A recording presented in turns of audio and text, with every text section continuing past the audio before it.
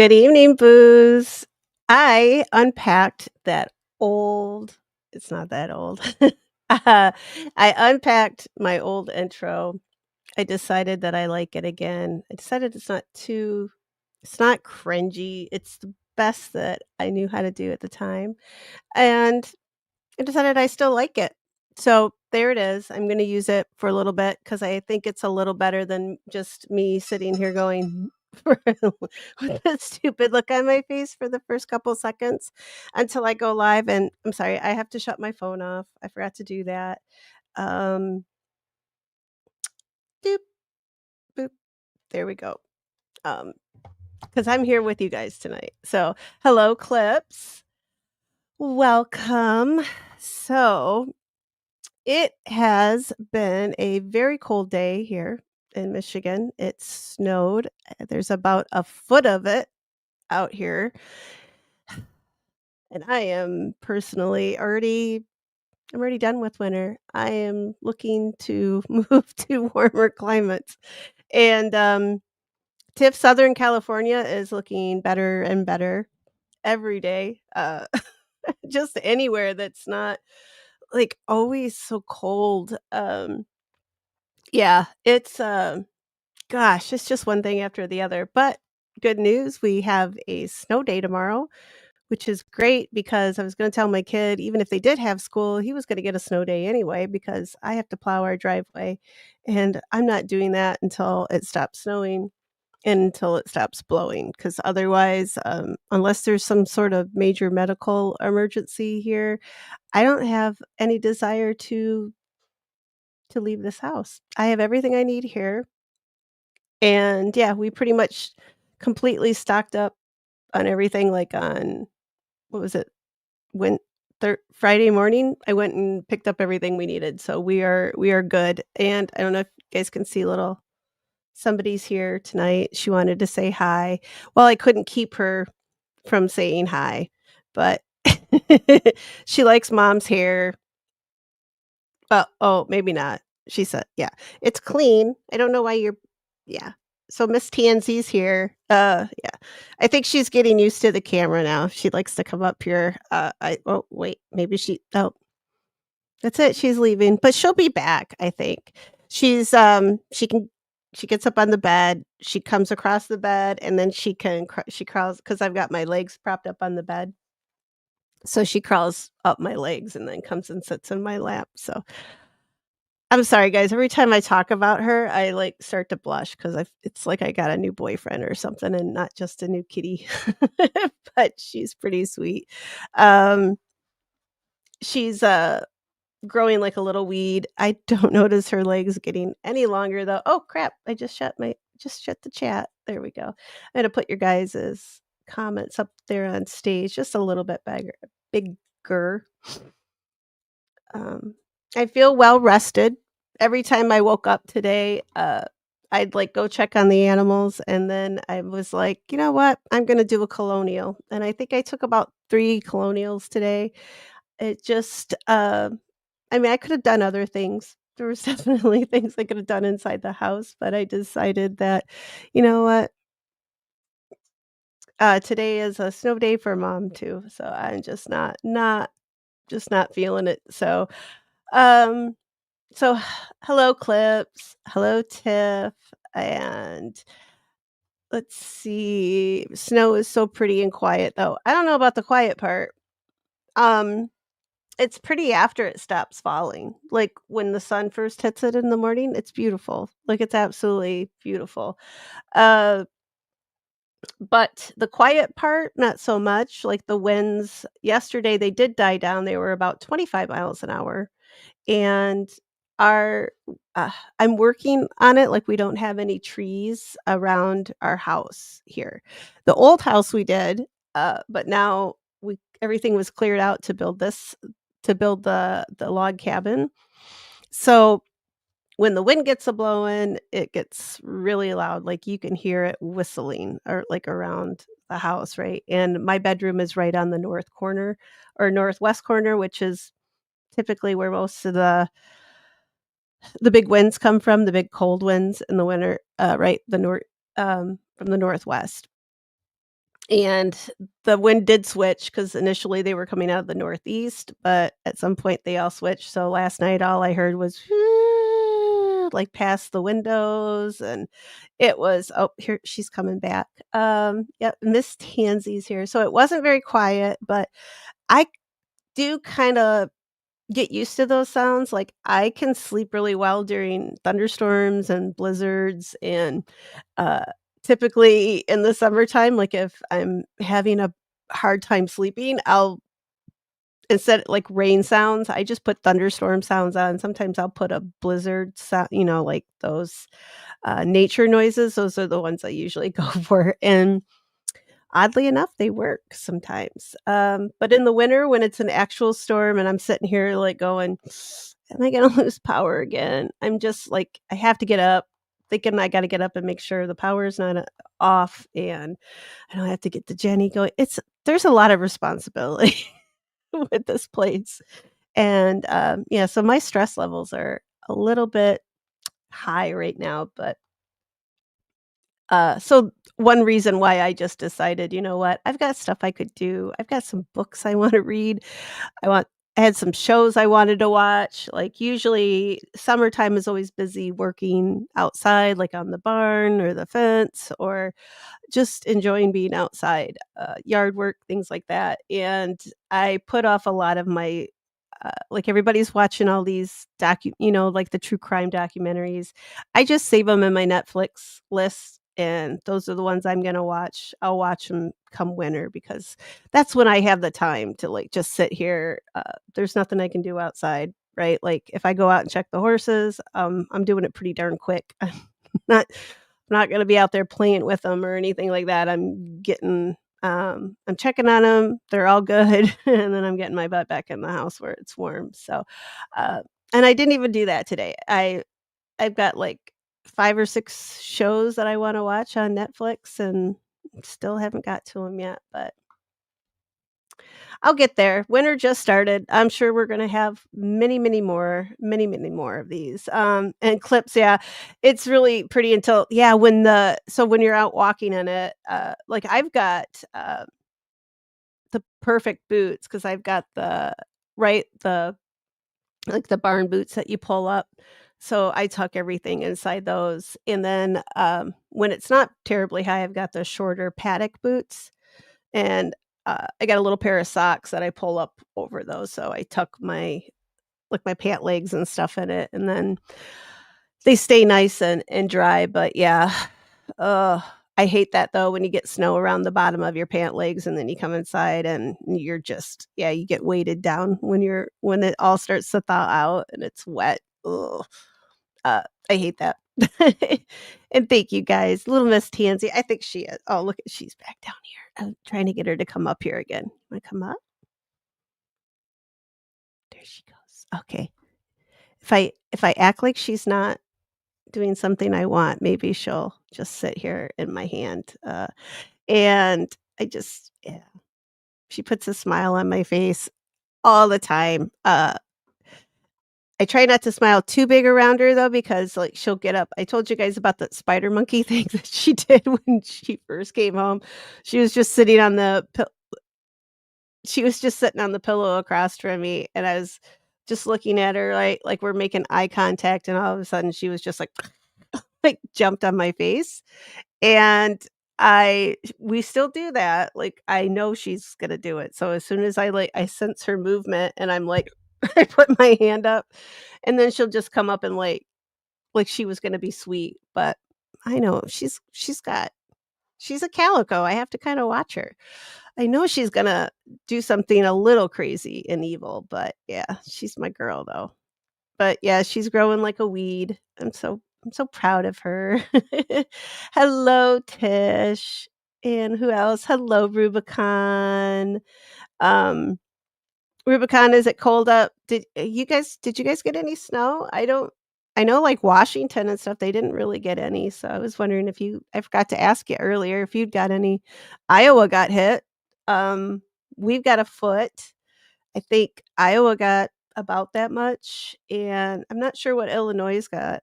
If anybody's in Illinois around here, let me know what you guys got too. I need to probably check the storm chaser and see what they're all up to, but, I haven't done that. Like I said, guess what I was doing all day? Sleepy lazy, and then, instead of eating a well-balanced, because we were supposed to have a Thanksgiving yesterday, with one side of my family and a Thanksgiving today, both of those were canceled. I had made, what is it? The cheesy hash brown casserole, I made that for one, and then I had a coconut cream pie for the other one. So, guess what I had? I had cheesy hash brown potatoes, and I had a slice of coconut cream pie, and it's a well-balanced meal. Which, and then I didn't get on the bike today, but I figured trudging through, like, a foot of snow to the barn and then to the other barn and out to check the horses, I thought that was pretty good cardio for the day, and I think I deserved both potatoes and a coconut cream pie. I think I earned those. So, because I didn't actually exercise, other than that today, I still think I deserved 'em, and if not, I'm just gonna call this a cheat day.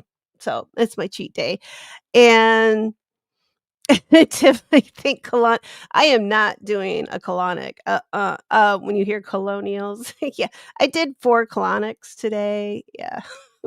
God, no. Nothing's go I've After the issues that I've had with, abdominal issues, I am I'm not nothing nothing's going up there. Hello, haircut. How are you? Love to you as well. Everybody's just, God, OB's chat was so much fun last night, like, we'll just call last night a little pregame for OB because I didn't have anything, to really talk about, just got on and we just kinda, we talked about the beef with Ernie and I, because Ernie's been trying to get me stirred up over there on Twitter, and yeah, she really she's pressing her luck 'cause, I'm a really nice person until you just I can only take so much, and yeah, she's Ernie, Ernie, Ernie. We did sorta call a truce today because it is Sunday, but, um, tomorrow's Monday. It'll be back on.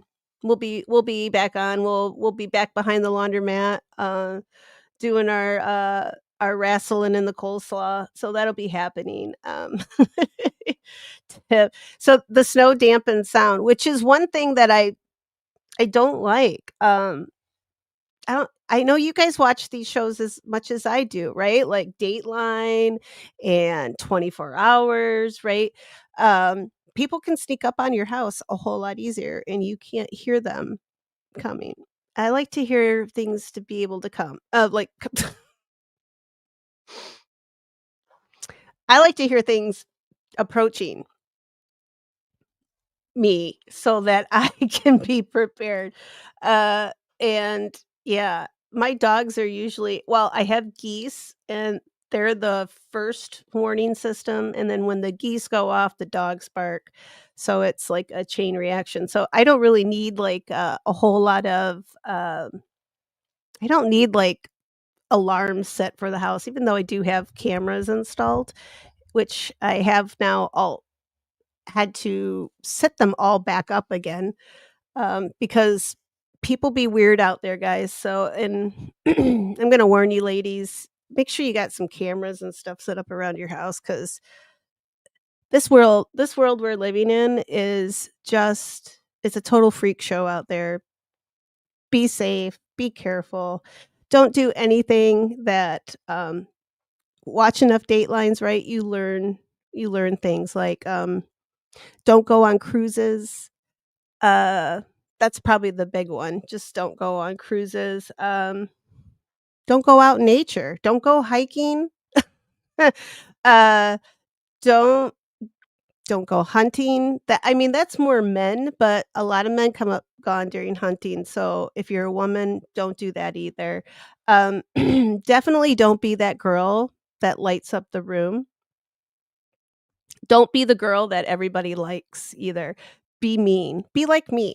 So, I'm probably never gonna come up missing because my Dateline episode isn't gonna be, "Oh, she lit up the room." That's not gonna be it's not gonna be me. Um, uh, uh, when I come up missing, I'm not gonna get a Dateline. They're just gonna be like, she needed to be gone 'cause she was mean." I'm kidding. I'm sure there's people out there who like me. I mean, you guys are here. Somebody likes me, I think. Tiff, we have wood pellet stoves, so they're tiny little wood pellets. They look like, uh, they're tiny little wood pellets. I'll pop some on here at some point and show you guys one time. They burn really efficiently, so, they're produced right here well, they make them everywhere, but these are produced right here in Michigan.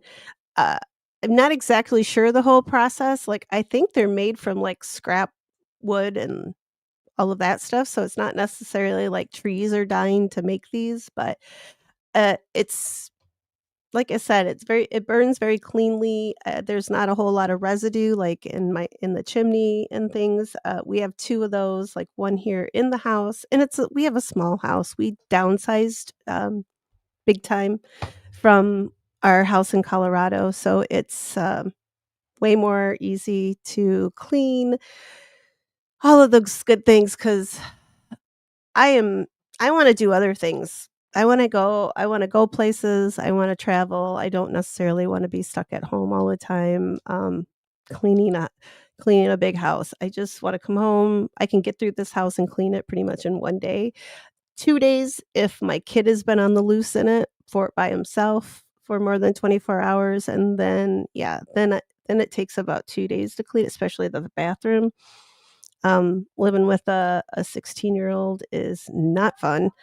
Um, but the downside is that when the electricity goes out, the pellet stoves are powered by electricity. So when they go out, so does our heat source. And that's one thing I is on my first on my list of things to change is that I at least wanna get a backup heat source, so when the power does go, that at least the house, stays warm, like, at least we get some I don't know, like, I don't know.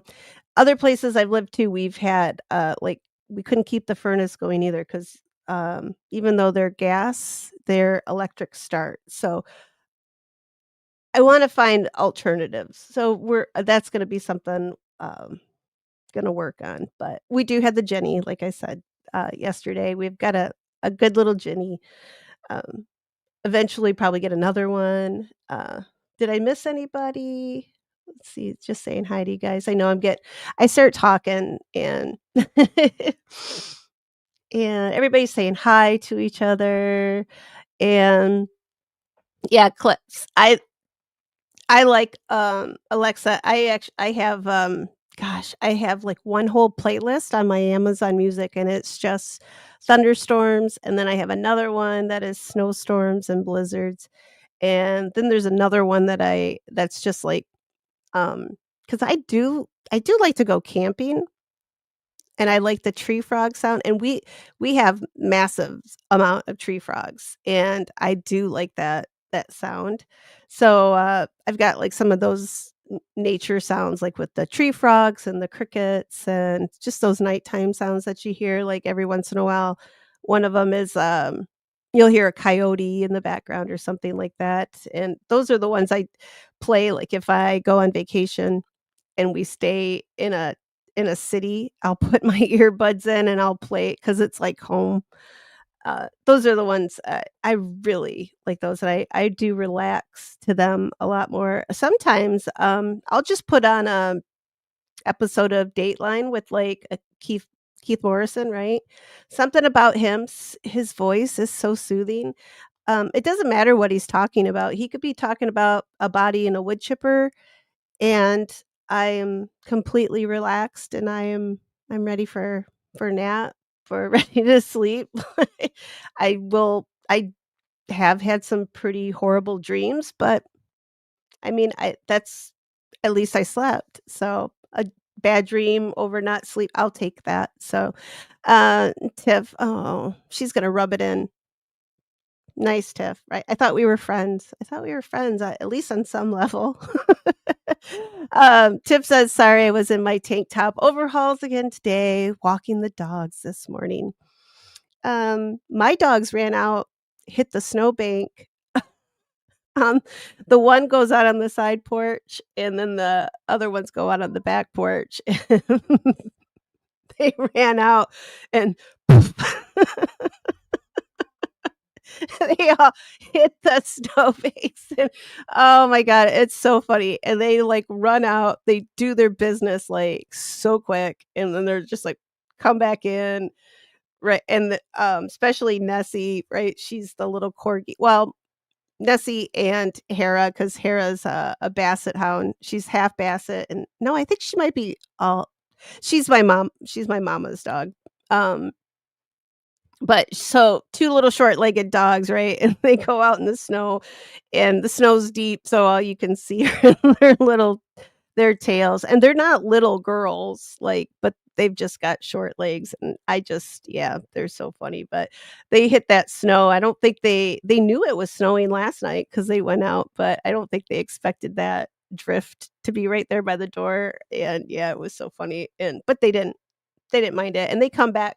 They've got their nice little beds, and they got their little blankies and everything, so they got to come back right back in and get all warm and stuff. Oh my god. I wish I could show you Tansy right now, or maybe I can. Hang on. I'll keep talking while I do this, or not. She is over on the bed. See if I can and she's sleeping with her, uh oh, I can't. It's too dark over there because I have to shut all these lights off just to hey, she's laying on her belly, and she's just got her face down, and she's so stinking cute. Thank you, Tish, for loving on my little teensy. I'm so glad now too that I brought her home because with this recent this weather, I'm pretty sure my grandma and them would have brought her in. They wouldn't have left her outside cuz my grandma was already thinking about it, but I'm just glad she's here with me cuz she's really been yeah, she lights up a room wherever she goes. And I can say that because I know cats don't end up in Dateline episodes, so yeah, Clip says, "Yeah, rub it in, Tiff." Oh, wait, and then Clips has a okay, whatever. You had an 81-degree day today too. Alright, what okay. Okay, stop, guys. Stop, please. And Tish says it's rainy in Mass. Alright, guys. I only wanna hear from you if it's snowing where you that's okay. Um I'm mad. Massachusetts you guys should be having some snow by now too, right?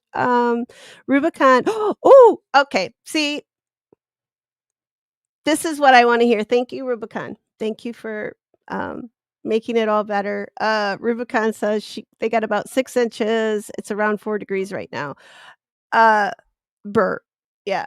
I don't think what is our I don't think we're quite that low. Um, and if you guys don't have, the WT forecast, you need to because it's funny. It's 27 outside right now, so it's actually warmed up, but we're supposed to get down to it says, 20 tonight, not 21. So, I guess I can't complain too much because it's not as cold as it could be, right? And if it was only 62 today.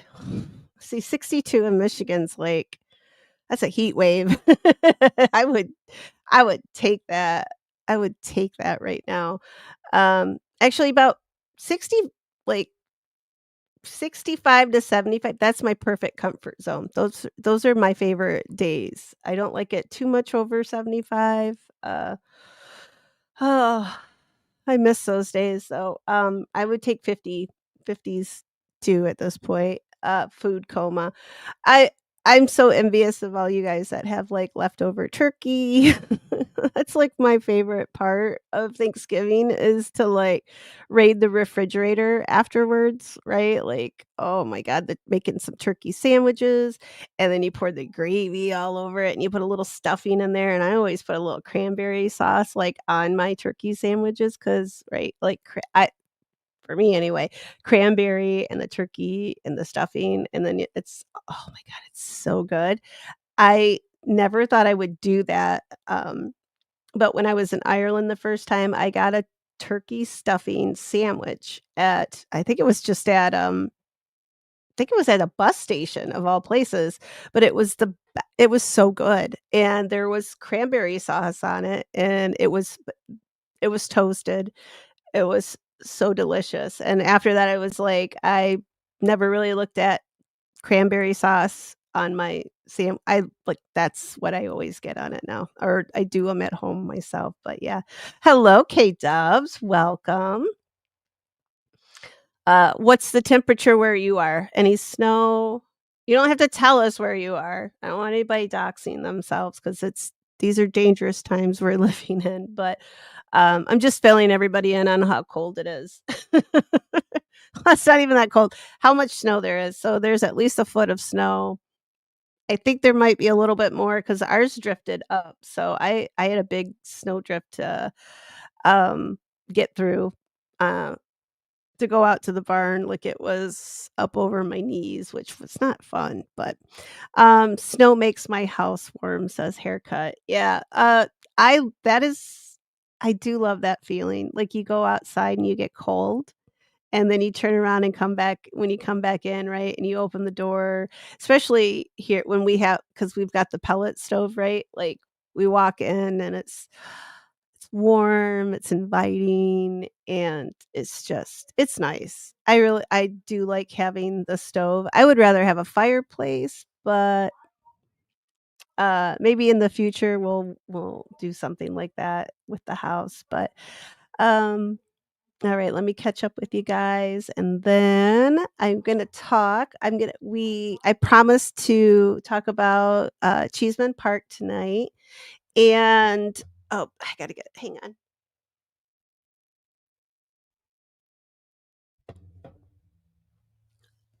Alright. I start talking and I'm all dry I just start talking too much, but I got my Diet Coke handy here, so and, I think my hair is gonna drive me crazy too. I'm just complaining. It's just that time, for me, I'm just gonna complain. That's all I feel like doing right now. It's too cold, there's too much snow, my hair was being, a pain in the butt today, um just so much stuff, and did I see there's Sassy, and, hello, Sassy, welcome. Sassy, did you get a bunch of snow down there too, where you are? Because I think you probably did too. Uh, seems like we all got it. Oh wait, I missed one from haircuts here. I used a big dog one is that you? Oh, wait, you date a big dog once who could tell who was coming up the Oh, I had a big dog once who would tell who was coming up the mountain. He would try to talk like a human. Was he a husky or husky mix? Because 'Cause they're good talkers, right? They like to talk. It seems like I told my ghost story where I thought the vet clinic I worked in was haunted, but it was 2 huskies that boarded with us. Tiff, yes, motion sensor lights and cameras. I have, I have one ring floodlights, which, God, those things are so expensive, but they're so worth it. Uh, but I mean, I'm not gonna complain about this, but so it points out to where my horses walk up, right? Like, that's where they eat, and the barn's right here. So every time the horses come up, it pops on, but I would rather it do that than, like if, Freddy Krueger or well, he's in my dreams, I don't know, I'm trying to think of, like, somebody would come up and try to kill me, at least, that'll pop on for them too, but yeah, we've got possums that come up, barn cats, right? They come up on the on the porch out here too, so but it's well worth it because also it'll make a little ding on my phone, and I can just check it real quick, and love that Ring doorbell. I want one for every corner of my house.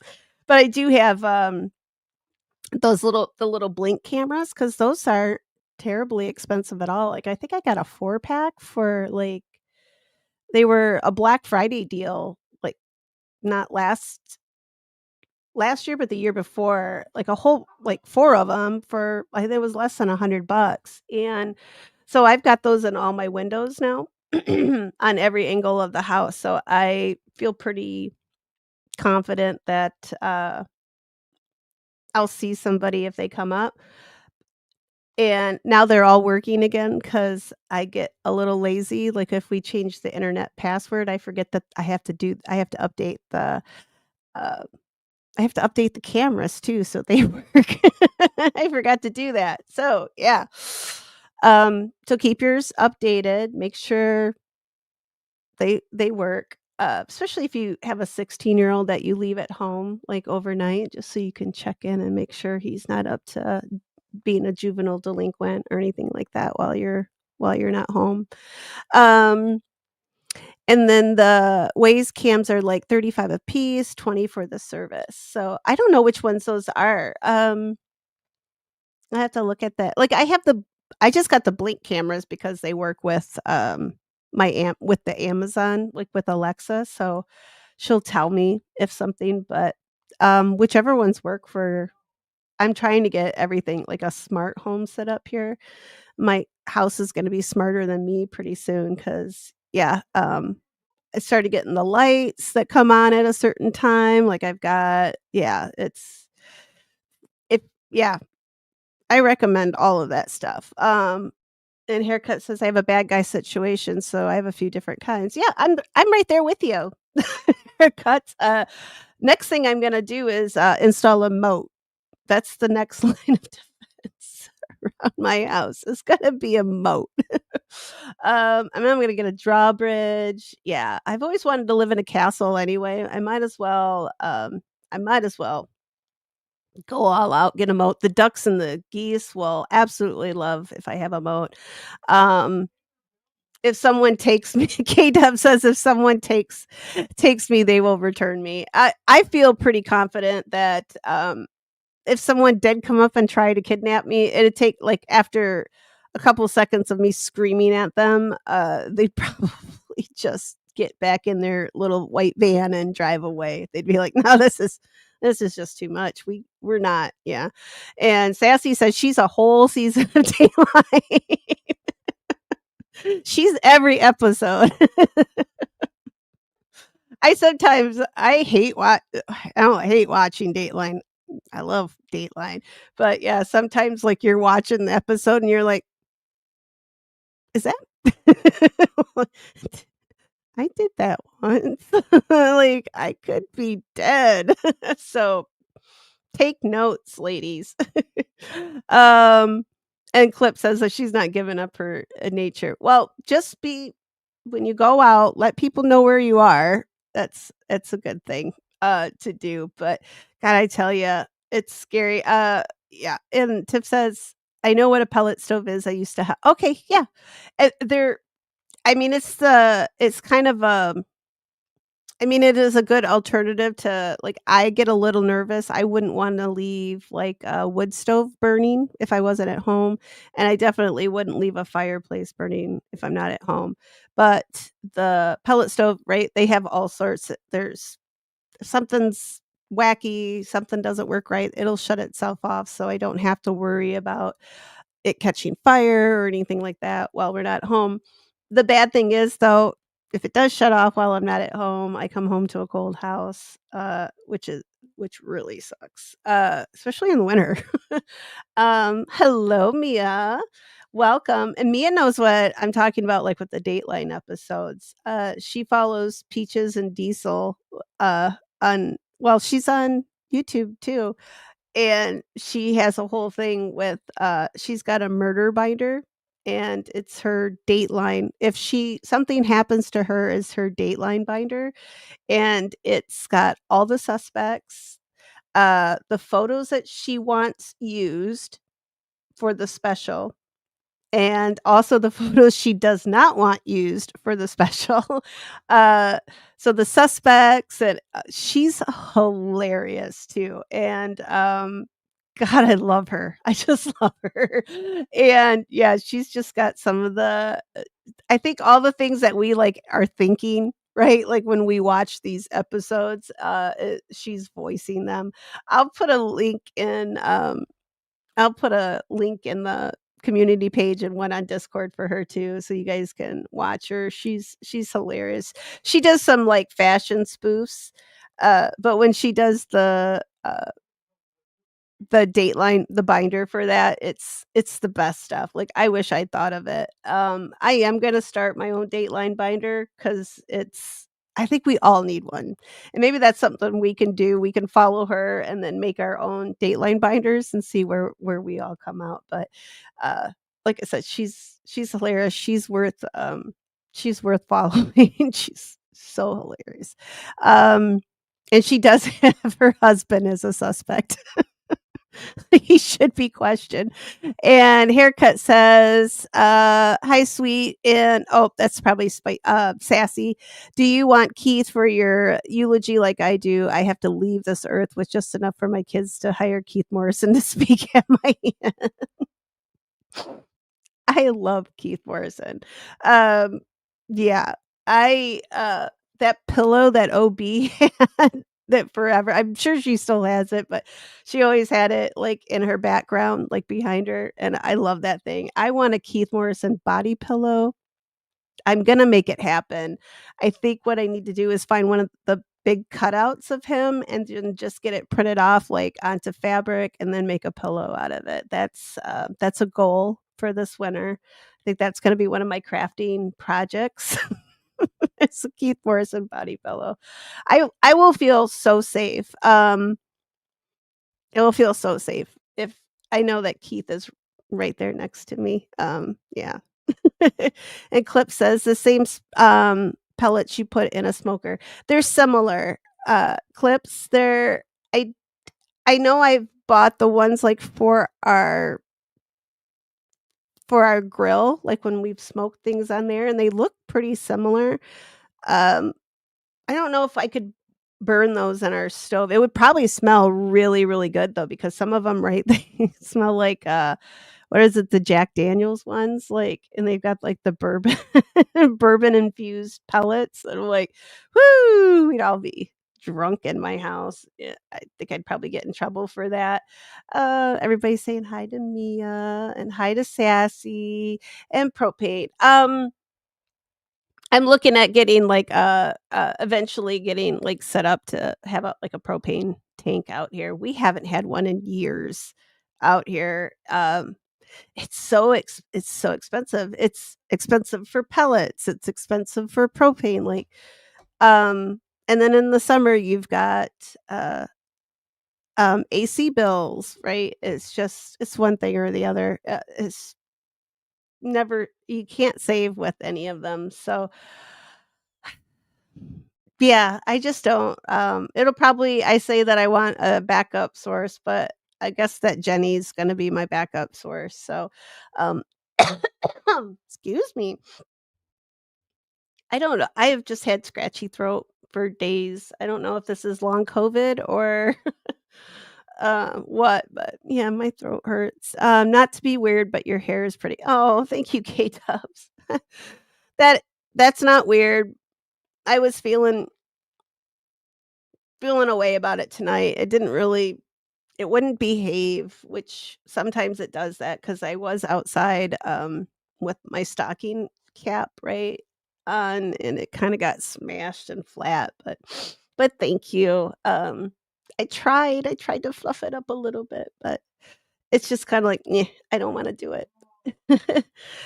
Swedish heating systems, we do already have in place, as far as I know, The in the floors is already preset, everything's already done for the floor heating where they've got the like, our place in Colorado had it too, where the water runs through the floor, like, through pipes in the floor, radiant heating, that's it.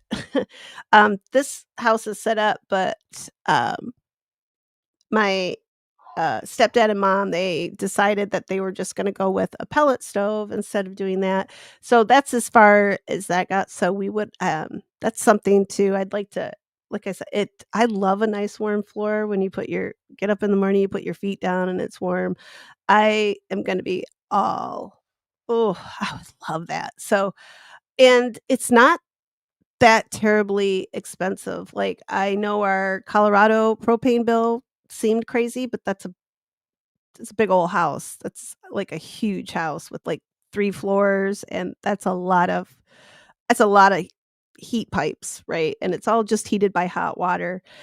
So, that might be I think with just a small house like I have right here, I think it would be pretty cost effective. I don't know if that's, like, a Swedish thing, but, definitely that's another thing too. Since it's already in the f I think it's already in the floors, I have to double check, but I kinda wanna rip up the floors and put new ones down anyway, so that might be, on the list to get checked out too. So, have a sister in a camper that doesn't need power and it's toasty.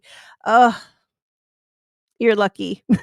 Our our camper, like, woo. Um Yeah, we used to take it up to Washington State, like, at Christmas, like, Christmas Day, we would go up to a property up in Washington State, and we'd camp for a couple days up there, and well, about a week, usually we'd stay up there, and, whoo, you get up in the morning and, oh my gosh, it was so cold in that camper. I mean, the air would be warm, but you'd touch the ground, and it's so cold, and Sassy says, "I'm looking spicy." I'm feeling spicy, sassy. Thank you. Hello, bestie, bestie in the house. I'm still not 45 minutes and I'm still just yammering at you guys. I'm sorry. I do have a point tonight. I really do. Um and my poor bestie knows what I'm talking about. Like she had to shovel her driveway and I've just gotta plow it, but it gets cold sitting up on a tractor, so, like, my butt gets cold. Um, I'm I am buying, like, a whole I have a Carhartt top, like, the jacket hoodie, and I am getting me, like, the full-on pants, the whole sexy bib overalls and everything that I'm getting those this week because I can't be out there. Freezes my butt. It's so cold up there, my little cheeks get cold. Loons are one of my favorite sounds, Haircut says. We have, the sandhill cranes that, we have a mating pair that come back every year out in the back of our horse pasture, and I love that it sounds like a bullfrog almost, but I just love wildlife sounds altogether. They're very or, Scottish voices. I fell asleep to not because it's boring, because I was sleepy, Shetland. I fell asleep many times to Shetland. Oh, Jimmy's voice. Yeah. I Something about the Scottish accent is just so, yeah, it's very soothing. Put some birds and some waterfalls in the background. Oh god, yeah, it's perfect. And K-Dub says she likes Keith and Bill Curtis. I like Bill Curtis too. Yeah, he's good too. I like them all. I think most of them on there, are really good. Oh, and yeah, bestie, we need to do we've been planning to do this, this photo shoot. We definitely have to do it now because and we'll have to put it on here because it's hilarious. We'll film it. You'll when, Laura just got, back from vacation, and when she's, recovered from that and shoveling her driveway, I'm gonna we'll she'll come on and we'll talk about this photo shoot that we I have somebody who will do it too. So it's it's kinda like, think of that Dixie Chick song, like Earl, Goodbye Earl. It's kind of based like that, and it's like it's just a bestie photo session, and, um, I saw it in a I don't know where I saw it, but yeah, I there's a photographer I know, and she's like, "Oh, I'll totally do that for you." She's like, "Yeah, I've done weirder ones," and I'm like, "Oh, that" I'm like, "I don't know what you've done, but if you've done something weirder than, uh, a Goodbye Earl, somebody wrapped up in a tarp, uh, I don't think I want that's good. I'm glad mine's not the weirdest one." Hand clip says, "Ocean, rain, forest." It's great background sounds. Yes, I agree. And Angie says, "Hello, everyone," and hi, Stones. Hi, Angie. Mm-mm. "How's much snow did you get?" Mia asked. We got a foot, like a whole big old foot, and it blew. So there's drifts of it, and ugh, I'm so tired. Haircut says, "Oh my god, party is at Tombs tonight. It's like Friendsgiving. Yay!" Yeah, I know. We were supposed to have a Friendsgiving on Thursday, but I totally I couldn't. We lost power. Yeah, I'm just hoping that Christmas isn't um isn't horrible. I'm just so afraid that this is just let's just get this year over with already. Let's get it over with. Mia Mia says that she's already the prom queen. Who's the prom queen? Who's the prom queen? Did we vote and I didn't get to vote?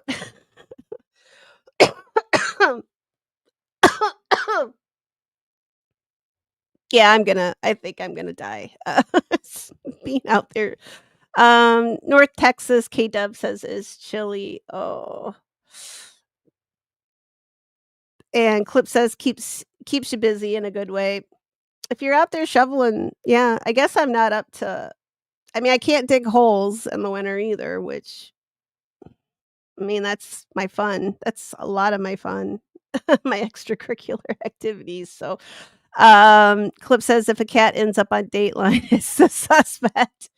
Um, I'm gonna put Benny. Benny's going in my murder binder because he's a shifty little. Mm, always, he knocked off a vase off of the top of the cabinets, and it missed me barely, barely missed me. I think he aimed for me, or it was just a warning shot, like, "Hey, be it" uh, K-Dub says it's 37. Oh gosh, that's not much warmer than it is here then, but we have the snow, which I know when, I was down in school in Texas, I just when we got, uh, like, the ice storms, everything shut down. I loved it because up here it's very rare that things shut down because of ice or snow, but, uh, a lot of our restaurants shut down today, and school's closed tomorrow. Because I it was gonna be closed for my kid anyway, like I said, because I ain't getting on that tractor till the sun comes out and, the wind is not blowing and there's no more snow. Because it's just pointless to try to plow a driveway if it's just gonna Snow snow it, you know, snow and blow again all over it, and Clips that's 73. Alright, so you guys that are really warm right now, just laugh and pretend it's cold where you are. Just humor me. Alright. Alright, let's get into Cheesman Park. I'm just gonna go down real quick. Cranberries and stuffings, very thin slice of red onion. So, yeah, so the turkey sandwich. Oh my gosh, you guys make me I want a turkey. I'll have to go Maybe I'll go over to my brother's house because he's the one that they had the turkey that they were bringing over. They were gonna bring over turkey breasts. So, yeah, I really want, I'll have to go over there and steal some. I mean, take some. I'll bring some of my cheesy potatoes as a in exchange because 'cause I'm really missing some turkey right now. And Clip says, "We're just saying we made too much next year, we're." And Clip's invited me to Thanksgiving, and I saw some of the pictures of the things she was making, and I couldn't get out of my house because, yeah, I was gonna go to Clips's too for for Thanksgiving. And, oh gosh, yeah, all the leftovers, right? Hello, Danny, welcome. Um Yeah, all you guys are probably way warmer than I am, and haircuts, mutt, mostly Ridgeback, Shepherd, Golden, many mix for mountain life. Yeah, those, Ridgebacks are, I don't know if they talk. I don't I've only, they're kind of the they're not a very common dog, so I've never met a lot of them in clinic before, but I've met a few. Trying to think if they were talkers, but I know a few Goldens that are talkers, but, and K-Dub says, there's bobcats, foxes, and coyotes. And when a fox screams, oh, that it, like, gives you goosebumps, right? Like, it sounds like a woman, like, being murdered out in the woods, but I think I played one of those videos for you guys too, right? Like, the ghost video where the guy thought he was hearing disembodied voices, but it was just, a fox out there. Ring cameras, are just as much fun as security when you have um, when you have animals and you have a teenager, having those cameras are the best thing. Like, you see some stuff, I mean, you can't unsee it, so but they're fun to have. You're not gonna yeah. And Danny says, "Hey, Sassy." He misses you, Sass. I miss Sassy too because 'cause she's been playing Fortnite with people that aren't me, and I'm a little jealous. I miss my other friend that used to hang out with me, but it's okay. It's okay, Sassy. She wanted me to come try some other game, but I don't know when I'm gonna have time to do it. Because I really would love to own a speakeasy, even if it's just in, like, a virtual world. I would love to have my own speakeasy. I already have the horses though, and but yeah, Sassy will have to tell you guys the name of the game because I can't remember it, and alright, I see food. Bestie said something about some dragons. I don't think we have dragons in Michigan. Uh, oh, Bestie, does that mean when you were, because you got to didn't you go to see, did you get to see Harry Potter stuff? Didn't you go to Universal? God, I'm so envious. See, everybody's doing fun stuff but me. I'm just out here slaving away on the farm like some old farm girl, right? Like, ugh. But hey, I got hope. I have something ahead of me in the future now, and it's gonna be New Orleans in February, which that's keeping me going. That's keeping me from taking a long walk off the short pier. So I'll leave it. But, I can swim, so it's probably no use to take that walk. So, and Tiff says, "Hi, Mia." And let's see, boop, boop, doo. Clips is talk see, I messed up. Yeah, the radiant floor heating, that is the way to go.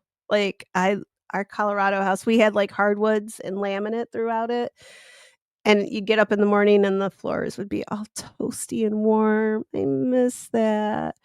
And Danny says he's gonna go cook, and he'll be back. Ugh, I want food. I want some food too. Ooh, yeah, heated floors. Oh gosh. Bestie knows well, I don't know. I think by that time I don't know if we had yeah, we had the heated floors going on when you were out there.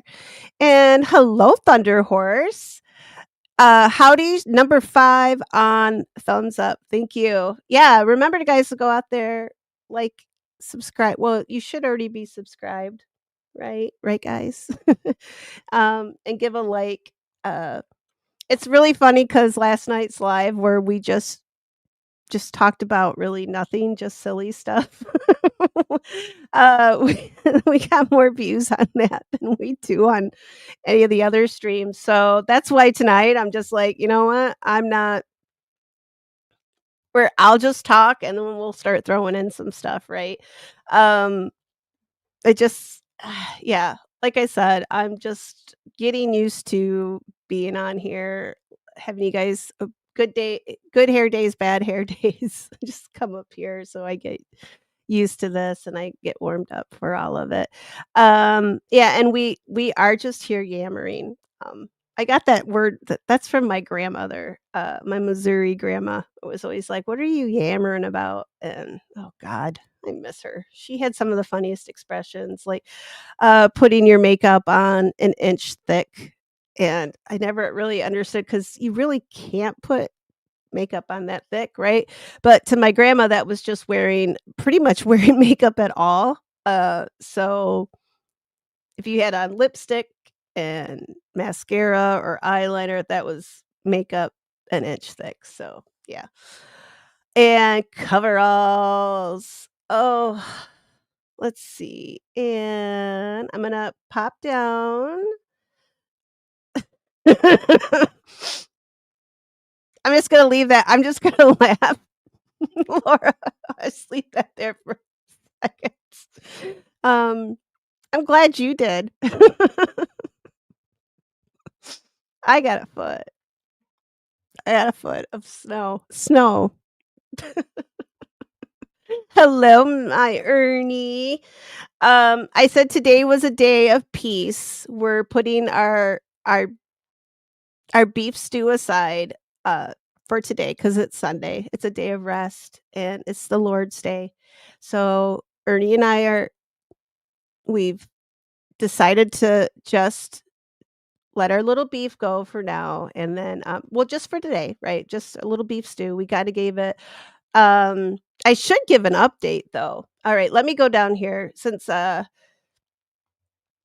let's see. I see okay, you guys are saying alright, I see yammering. I love you guys. Everybody's talking about food. I'm seeing you. I really am. I'm seeing all the comments. But I'm gonna get down to the bottom. Oh my gosh. Yeah, you guys are really chatty tonight. I love it. Oh, hello, Janine. I see you. I just wanna make sure I'm not missing anybody when they come in so I can say hi to you guys. Um, let's see, and doop. Okay. Alright, now I'm down to the bottom. I'll mark my place. I'll leave clips up there. Oh, Mia, are you going off to bed? Yeah. Oh, you probably don't get a snow day tomorrow like I do. That's why I'm just kinda again, why I'm yammering. I don't have to be in any rush tonight. So, yeah. Um, so the the beef stew that Ernie and I have going on, so we're in a competition. I don't know if it's a competition so much. We're just at a bit of, um we're in a beef. We're having beef stew. That's what's for dinner. That's what's been for dinner for, like, a couple nights now for between her and I. She decided that she was going to, um, start some crap, and I am not the kind of person that, like,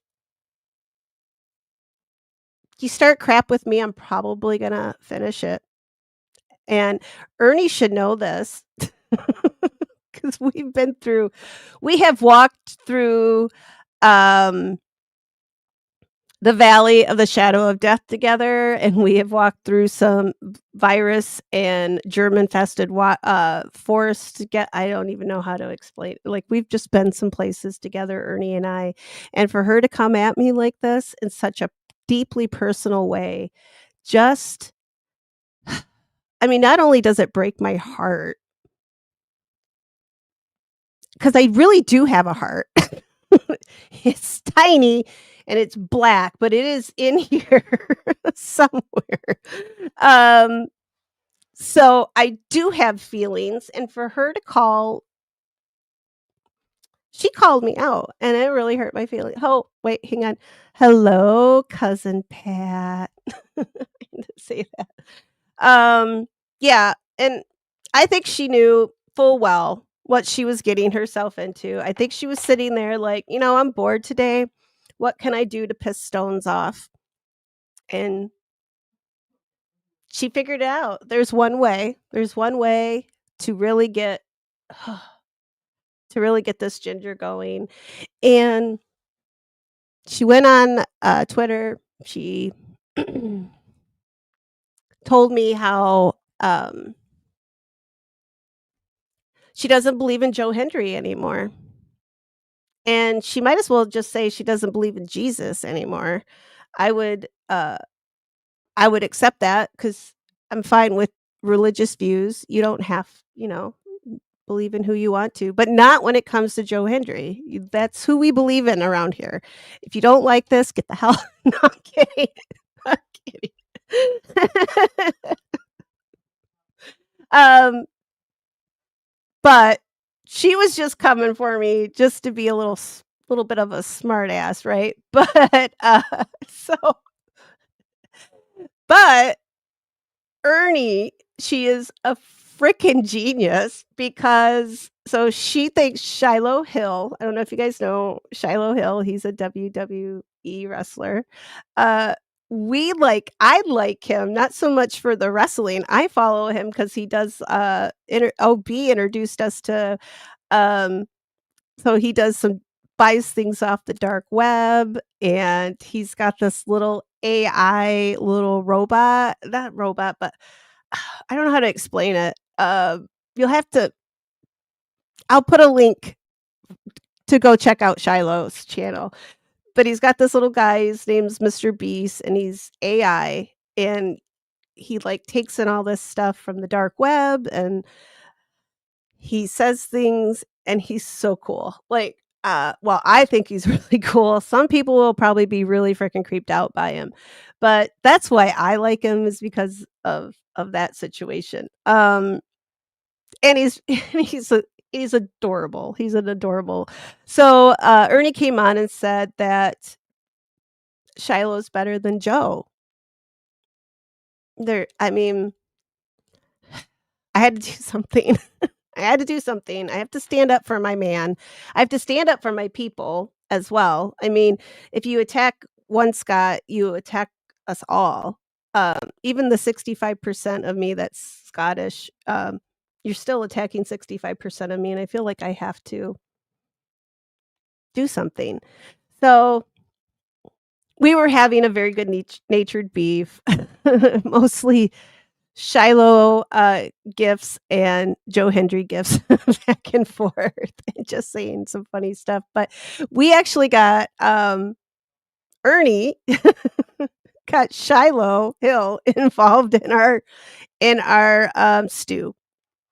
So he was liking her comments, and then after I got off the stream last night, he had liked a bunch of my comments too, like with Joe. So it made my freaking day just 'cause I said on the stream last night, like, I don't really have a I think I think he's great. Have I watched him wrestle? Of course I have.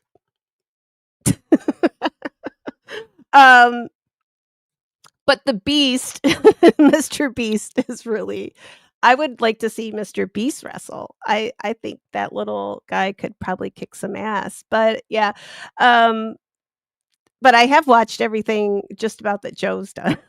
So, all the way back, like, anything I could find on Joe, I've probably watched, but, that's because he's my I mean, we're gonna get married someday, not that he knows that yet, but, well, he might because I think he follows he lurks, right? Like, he lurks here. I know he I have proof of that, I can prove it. I'm gonna put a little video together just to 'cause I can't be that crazy. I might be a little crazy, right? But not too far out there.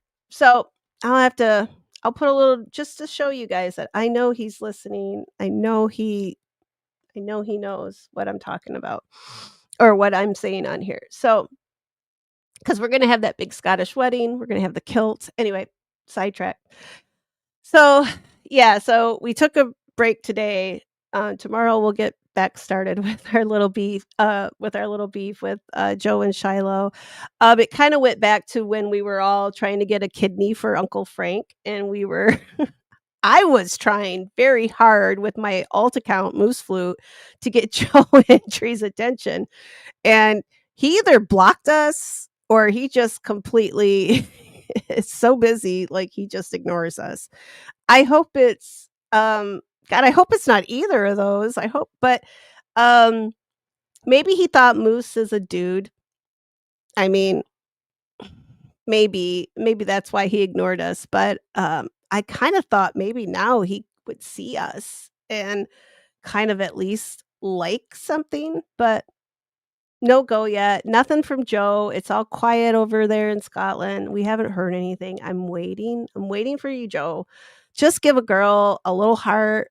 I mean, I'm fighting the good fight for you. I've been doing this for a while now. Like I've stood up for Joe.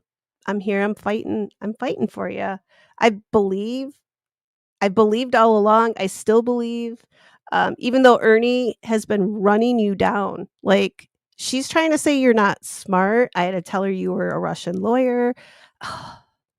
So, Joe, you gotta do something. You gotta help a ghoul out here. You gotta help me out a little bit. But if not, yeah, 'cause, Ernie's a little upset because you didn't get her those effing kidneys that we wanted some help. We just wanted somebody kinda well known to, like, just jump in and go, "Get a kidney for Uncle Frank." Um but yeah, because Uncle Frank loves Joe Hendry too. Like, that's one of her favorite wrestlers. Well, I don't think I won't say that. Or maybe he learned, I forgot who her favorite was. Oh, shoot. Yeah, I only see Joe. So, no, Hart. Corey Hart. Corey Hart, I think, is Uncle Frank's, I think that's her favorite. I might be wrong. But she loves Joe too. So that was kinda why I picked Joe. That and I thought maybe if he'd like to comment, like, I actually get to talk to him too, which would sound kinda cool, but yeah. So, if you guys want to follow our beef on Twitter, Joe might show up, but Shiloh's showing up. So I have to I'm liking Shiloh a lot more. I mean, he does know how to operate the dark web. We might be able to get a dark web kidney for Uncle Frank. I don't know if she'd want it at this point. Um, is it Bret Hart? Bret Hart? Did I say Corey Hart? Is it, wait, uh isn't that the singer? Isn't it a singer? Oh my god, yeah, I'm sorry, guys. Bret Hart, sorry, Ernie, I knew you would. Janine. Oh my god, he's from before I was born. Oh my gosh, you guys. So yeah, Bret Hart. Gosh, did I say Corey Hart? Oh, sorry, guys. It's been one of those lives. Sunglasses at night, that's it. Maybe Uncle Frank likes them too. And Ernie on Twitter, she's the lady, in the radiator. It's moon, underscore Ova, and I think I'm just Tombstones, or am I Graves, Ghost, and DNA? I'll wait. Oh, nope, I took it down. So I'm not sick. I just sound like I am. So, and Janine, yeah, Corey Hart. That's I don't think he was ever a wrestler, but maybe. Uh, and Pat. Well, I'll have to go give you Alan Watson a follow over on Twatter. Twatter. It's a cesspool over there, though. If you're not over there, just having Ernie and I are, we're just doing our own little thing to like we're trying to bring back a little fun and light to Twitter. I don't think we're gonna do it. I don't think we're only 2 people. We need some help, you guys. It's nasty over there. It is not a very nice place. I mean, it's never been that great of a place at times, but it's been really getting rough over there. So, we just kind of wanted to just have some fun. And who better to play? I mean, Shiloh seems like he's a really good-natured guy. Like he's um responding and liking comments, which it's more than Joe's done. So, yeah, Joe, come on. All right. So, um, so Tiff's like, I thought that was a strange pick for Uncle Frank. Yeah, Corey Hart is her favorite wrestler. She's gonna she does subscribe to the channel. Not that I don't know if she watches any of these, but yeah, she's probably gonna be like, "What the I'm not Corey Hart's not a wrestler." And I hope Uncle Frank's doing well too. Sending out love and prayers for her. And oh, there it is, Ernie. Graves Ghost and DNA on Twitter. Um, that'd be me. Oh, d Ernie can drop links. I forgot. Yeah. Um, and then Pat, oh my god, you do stuff that just kills me. You're just if you guys wanna follow Pat's alternate account, it's bloodfart420.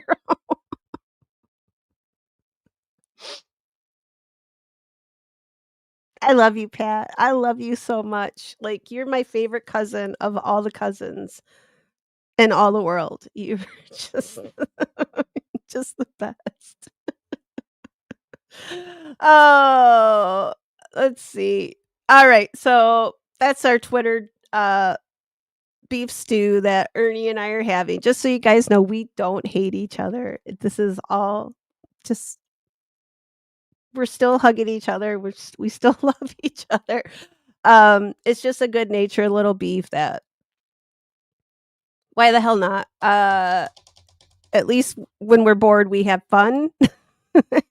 Not starting any fires because I've been known to do that too. It's more Ernie trying to keep me out of trouble because if I'm with Ernie doing fun stuff, then I'm not setting fires to people's houses or I mean allegedly setting fire to people's houses.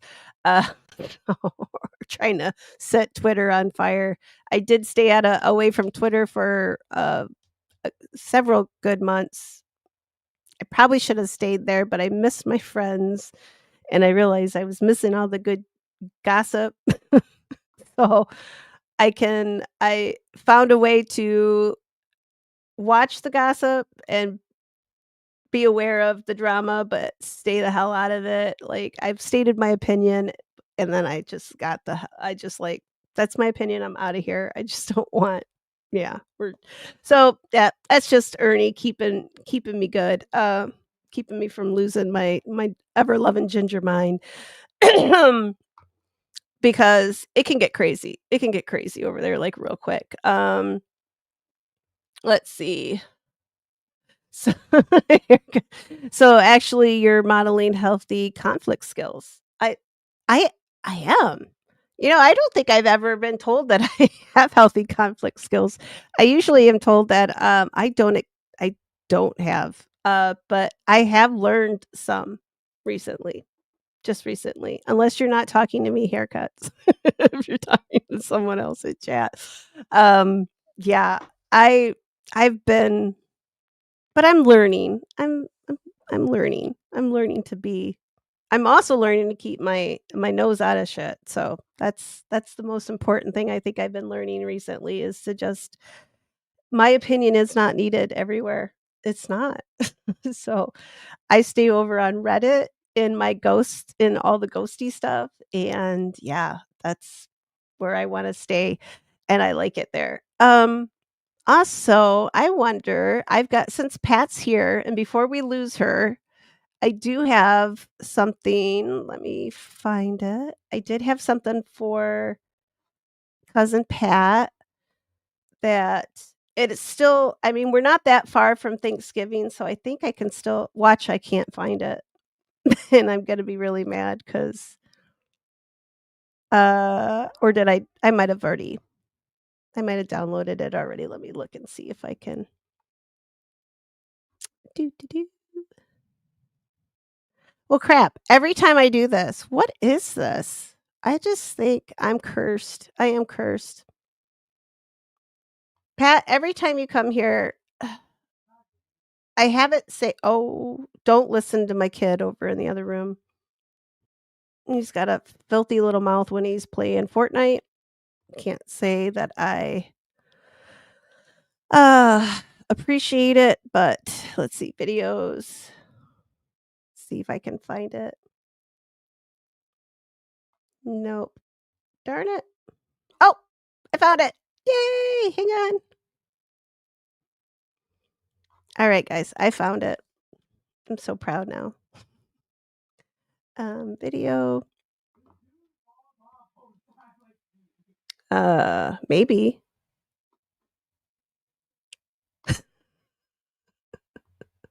I am. I'm cursed. Cursed. Well, I hit download. I don't know where it went after I hit download. Let me try one more time. Oh, because I didn't download it. Hang on. I don't have a child. I don't. Then who is that talking in my other room? I don't have a child because there's somebody talking. Maybe it's a ghost. It could be a ghost, right? Yeah, it could be.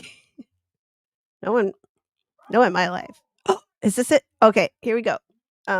I think it's gonna pop up and play. This is nice. It's different. I didn't realize the whole place would be outside. So this is the new world? We were invited here, right? Like by the locals? They knew we were coming? I don't know if I packed the best walking shoes for the trip. Oh my God, we were on that damn boat for 2 months. My body is creaking. Are we settling here permanently? I have 2 corsets and enough ankle socks to last me a week. I wouldn't necessarily go so far as to call this New England. Hello? It's rustic, you know? Is the land available? Feels pre-loved to me. It feels like it's already in use. I'm gonna keep a positive mental attitude about it. It just freaks me out and worries me a lot at the same time. I'm just kind of getting like a bad vibe at this point. Like I just feel like there's corn. I think I'm getting used to it. It's just different for me. There's turkeys here. Like, it's unique. I do love fall. So this is freedom. I feel like we made a mistake. It's just never easy. Every day here is a blessing. Oh my God, I lost a shoe. At least that's what they keep telling us, which I feel like is usually said in times of strife and fear. Plymouth. Which makes me think.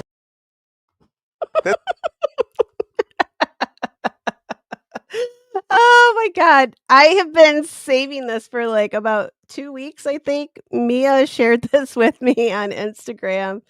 Here, let me take the comments down just for a second so you guys can see. Go follow him. He's got one, a Salem witch one too, where he plays Abigail Williams. And he's hilarious. I love him. But yeah, I love it when he's talking and he's like, "Oh, corn." But he's so cute. And as soon as hello, Don Marie, welcome. We're just making um Pat my cousin Pat and I are we're Mayflower descendants. So I thought she'd get a hoot out of this. But yeah, I lost a shoe. Oh my God. I could watch. This is staying in the rotation forever. I love him. He's one of my favorites. I'm in his he's got like a fans thread and somehow he pulled me into that. Like so I get to listen to some of his extra stuff like on there. I think I have something in my oh my God, have I had something in my tooth this whole time?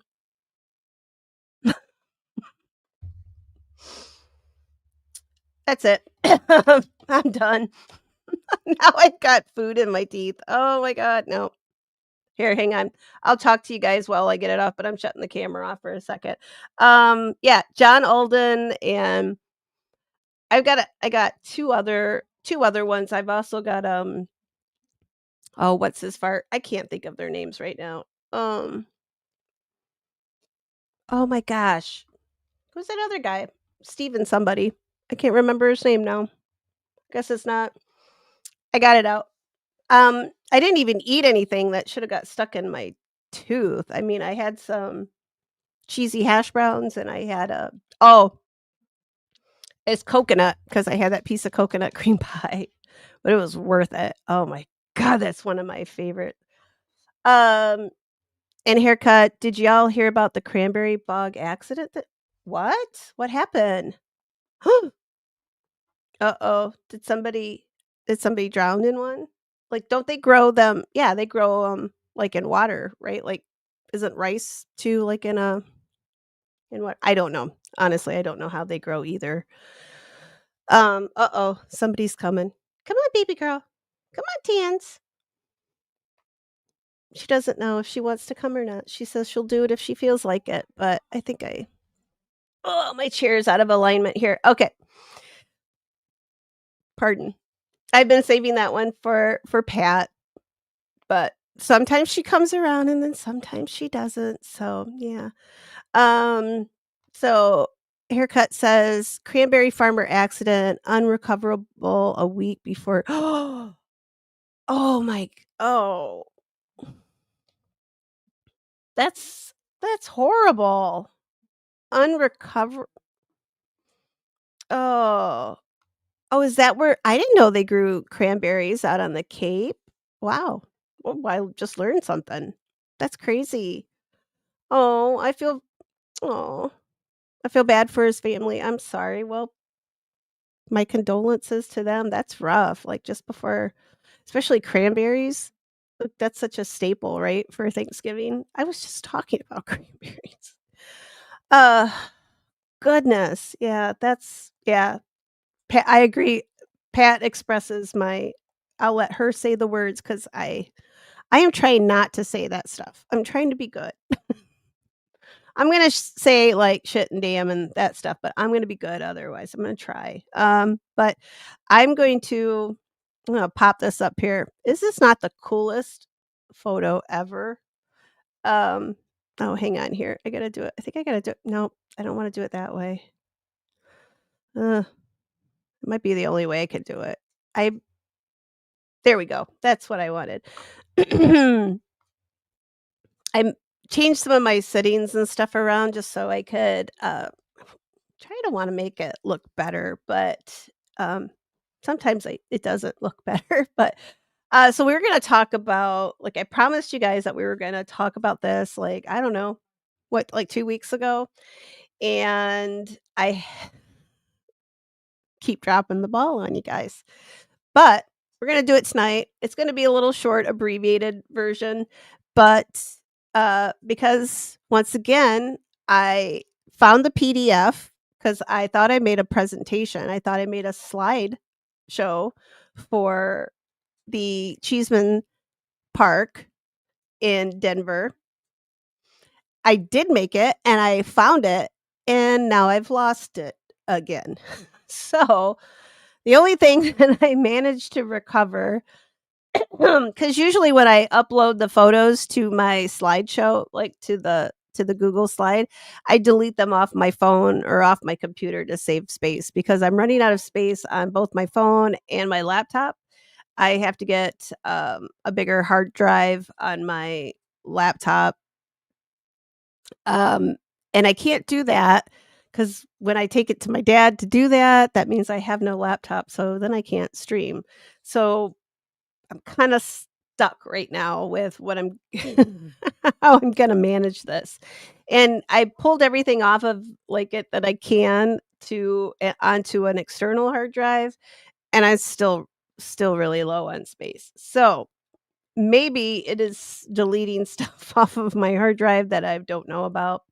So my little cute little presentation that I had of all the photos of all the headstones and stuff, when Cheesman Park was an actual cemetery, they're all gone. So, I'm gonna show you this photo, which somehow didn't get lost. I'm gonna pop up I've got some notes here. Those I didn't manage to lose. Oh, sorry, guys. There was a guy in a kilt that popped up on my, um It popped up. Alright, documents. Let's see, photos. I'll get my notes here. So, I don't know how many of you guys have been to Denver before, but if you sort of think, Central Park in New York, this is what, basically what Cheesman Park is to Denver what Central Park is to New York. It's a big, open space, trees, there's a botanical gardens. They have a beautiful, I'll show you I've got a little video from Channel 9, the Denver news station. It'll show you some photos, but a little video of it, and it's beautiful. They've got this, monument there, and I mean, it's beautiful. It's very lovely. I've taken a walk or 2 through it. I had a doctor that her offices were right over there. So, and when you're, somebody who likes ghost stories and things of that nature, when you find yourself really close to one of these places like Cheesman Park, you're you're gonna stop, right? So, like, I went to my appointment one time and I got out and you walk around, but it's huge. Like, it's a big area. It's not Central Park big, but it's pretty darn good size. What you don't know is when you're out there just walking around enjoying the beauty and the splendor of, green grass, people can sit out there, have picnics. There's people walking around playing, like, what is that, Frisbee golf and walking their dogs, they're riding their bikes, there's bike trails and all kinds of right? Like, it's just a big, beautiful park. The thing you don't think about when you're out there enjoying all this natural beauty, um, is what's underneath that park. And there's about 2 to 3,000 people that are still buried underneath Cheesman Park, and they're not sure how many exactly, so that's why I say anywhere between 2 to 3,000. It could be off by a 1,000 or maybe there could be even more than that. They just really don't know. And it is the site or it was the site of one of the first cemeteries. I believe actually it was the first cemetery in Denver. And it, as in many of the cemeteries I've talked about in the last few weeks, it became full and then it became uh, an eyesore. And if you when I show you the photos of, or show you the video, you'll see the houses that are around it. Now, this was a very prominent area. Nob Hill is adjacent, and you think of Nob this is, not don't don't be perverted now, guys. This is so that was where all the big mansions. So they had these huge, beautiful mansions. They're still there. There's several of them all still there. It's just a beautiful area. If you love old houses, take a drive through there. The park, you could find a place to park, walk through the park. It's Chesapeake Park itself, walk around the old neighborhoods. It's beautiful and it's worth if you go to Denver, it's worth going to that. I would go there before I would bother with anything else in Denver. It's just very nice. And and Tiff asked, is that the knob in the photo? No. This is actually so when I said that the cemetery had got to be quite an eyesore, you can see like this is somebody's headstone and the size of it is I mean, this is a pretty good size one. This probably cost a lot of money for somebody to put up at one time. So this was probably somebody from a probably more pardon me, prominent family. They probably had a little bit of money, and just by the size of that headstone alone, right? And it's fallen apart. You can see, like, the rebar, uh well, I'm gonna call it rebar. I don't know what they would have used back then to make it, but you can see it, like, kinda stuck up there at the top. But, yeah, these kids are they're so cute too. Like, I love the little girl. I think that's a little girl up there. Um, I think maybe not. Maybe it is a little, I don't know. But the other 2 here I think are little boys, but yeah, they're out playing, and it's like, maybe they're playing King of the Mountain or something like that. But yeah, it just got to be, you can see, like, all around there's, like, grass overgrown, and, uh but imagine if you're somebody who's like, you've got a lot of money, and you've got this big, beautiful mansion.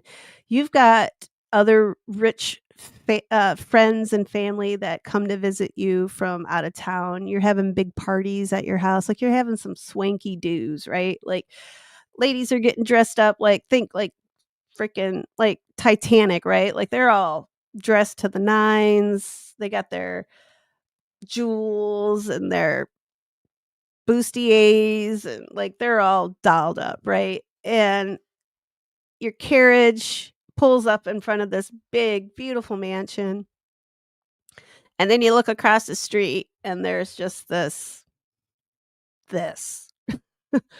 Nobody's taking care of the cemetery. There's headstones knocked over.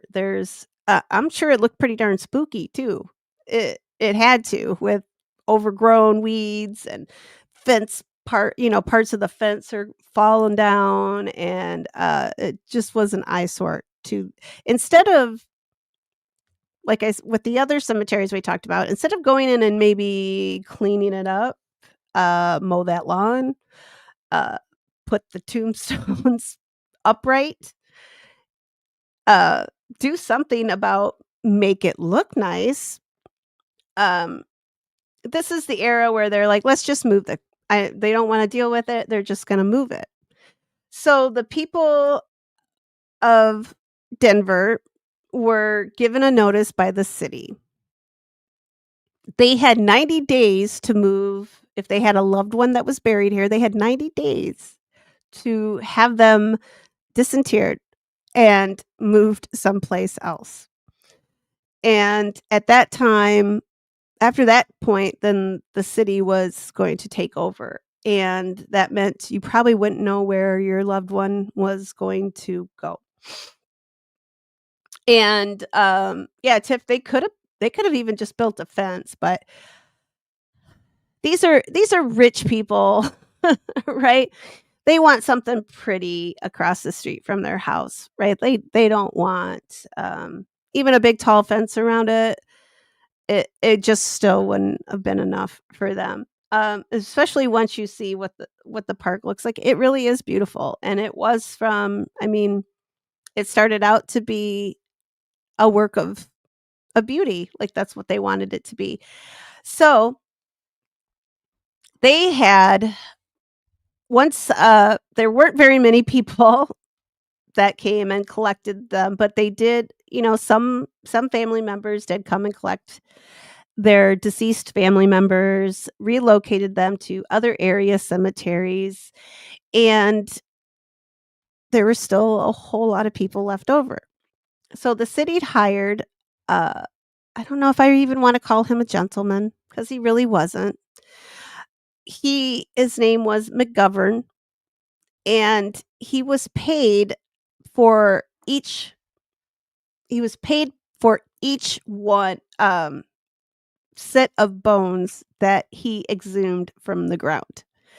So, I think we did talk about this when we talked about the school in St. Louis, right? That they just started putting stuff in the casket, like dirt, to make it seem like there was a whole set of remains in there, but they weren't. So they left pieces behind. Well, this is what this shifty McGovern was doing. So essentially, he said, "Hey, this is a box of, and this is somebody's remains, but it might have only been about half of the remains.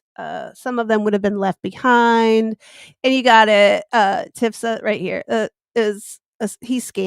he scammed the city, and the city is just right. They just want this stuff gone. They don't even want to think about it. They don't want to know where nobody's probably even watching this guy, right? They don't want to touch. I don't want to dig up the bones. They're gonna hire somebody to do it for them, and yeah, they hire somebody that's a complete shyster, right? So with this guy, there's a lot of bones that got left behind, and you can probably guess as well that uh, he probably got maybe like the major bones out of the grave, but then left other parts of them. And at least if you're going to exhume a body and take it to like just have it disinterred and move to another cemetery, at least get all of it or as much as you can. I don't think McGovern was really he just wanted to get the money for each set of remains. He didn't so much care if he got all of it. So if you want to really start thinking about like what makes um what makes a haunting happen, what makes ghost walk, this is something that I think is probably really um this is really going to push for hauntings, right? Like if I my bones were so disrespected where like he just grabbed up like my pelvis and my skull and a leg bone and threw it in a box and said, "Hey, this is Tombstones. Um now let's go throw her in another cemetery." But he left all the rest of me in the hole, right? I'm probably going to be haunting somebody I might just be haunting that area. Who knows? Who knows what I'm going to do? Because sometimes I can be dramatic. I'm probably going to even be more dramatic once I'm dead, especially if somebody's just taking parts of me and just like poof, right? Um, and this was back. Let me see. I got to get the. Let me get up for. I got to pull up the Cheesman Park. I had this all in my nice little presentation, but um, like I said, this was one of the first cemeteries in Denver. Let me pull it up. Dum, dum, dum. So it was built in 1898 and it's 81 acres. And I'm trying to get down to the part here. Hang on. There's a video. I don't think I can show this one. I think I definitely can show the news one. But now it's like I said, it's like botanical gardens there and I'll show you the little video from oh, thank you, Donnery. Yeah, hit that like button. I put it up at the top now because I keep forgetting to say that.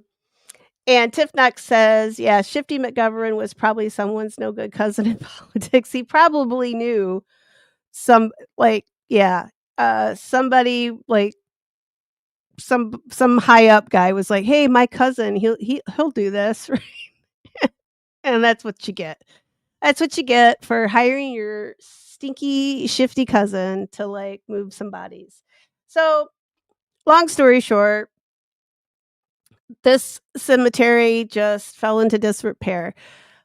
The principal part of the cemetery, they decided, okay, they got what they thought they got everybody out of there.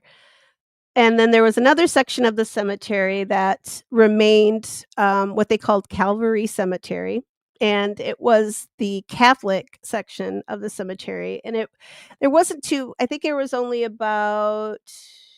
Actually, no, I think it was about 40 acres for that cemetery. And then they had another smaller plot that was, and I'm gonna, nobody get upset. They called it the Chinese section of the cemetery and they called it Hop Alley. I am just saying what they said. I do not agree with it, but there was a large population of Chinese immigrants in Denver at that time. So they were Chinese. I don't feel it's appropriate to just say Asian Americans in this situation because they were immigrants from China.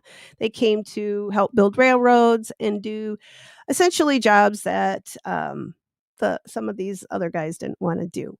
But they did have a large community there, and they were given a little section of this land for their cemetery. You can kind of imagine probably what happened to that one. Um, it it got disrespected a lot long before the Catholic cemetery did. But even the Catholic cemetery, uh, also that one still fell into disrepair.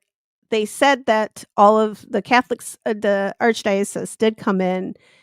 They say they removed all of their bodies that were buried there. All of those were removed to the new Catholic cemetery. And this made way for this big, huge park. And where the Catholic cemetery now is where the botanical gardens are, I believe.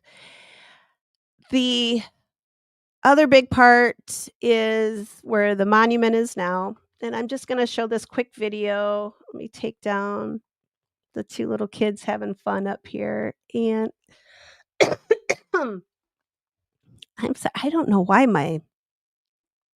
and this is from a tour that goes through. This is just a short. Um, I always love these little tours, like when you go to a city and they have these little bus tours. I think these are really great to go on because you can get a lot of information in just a little short time period.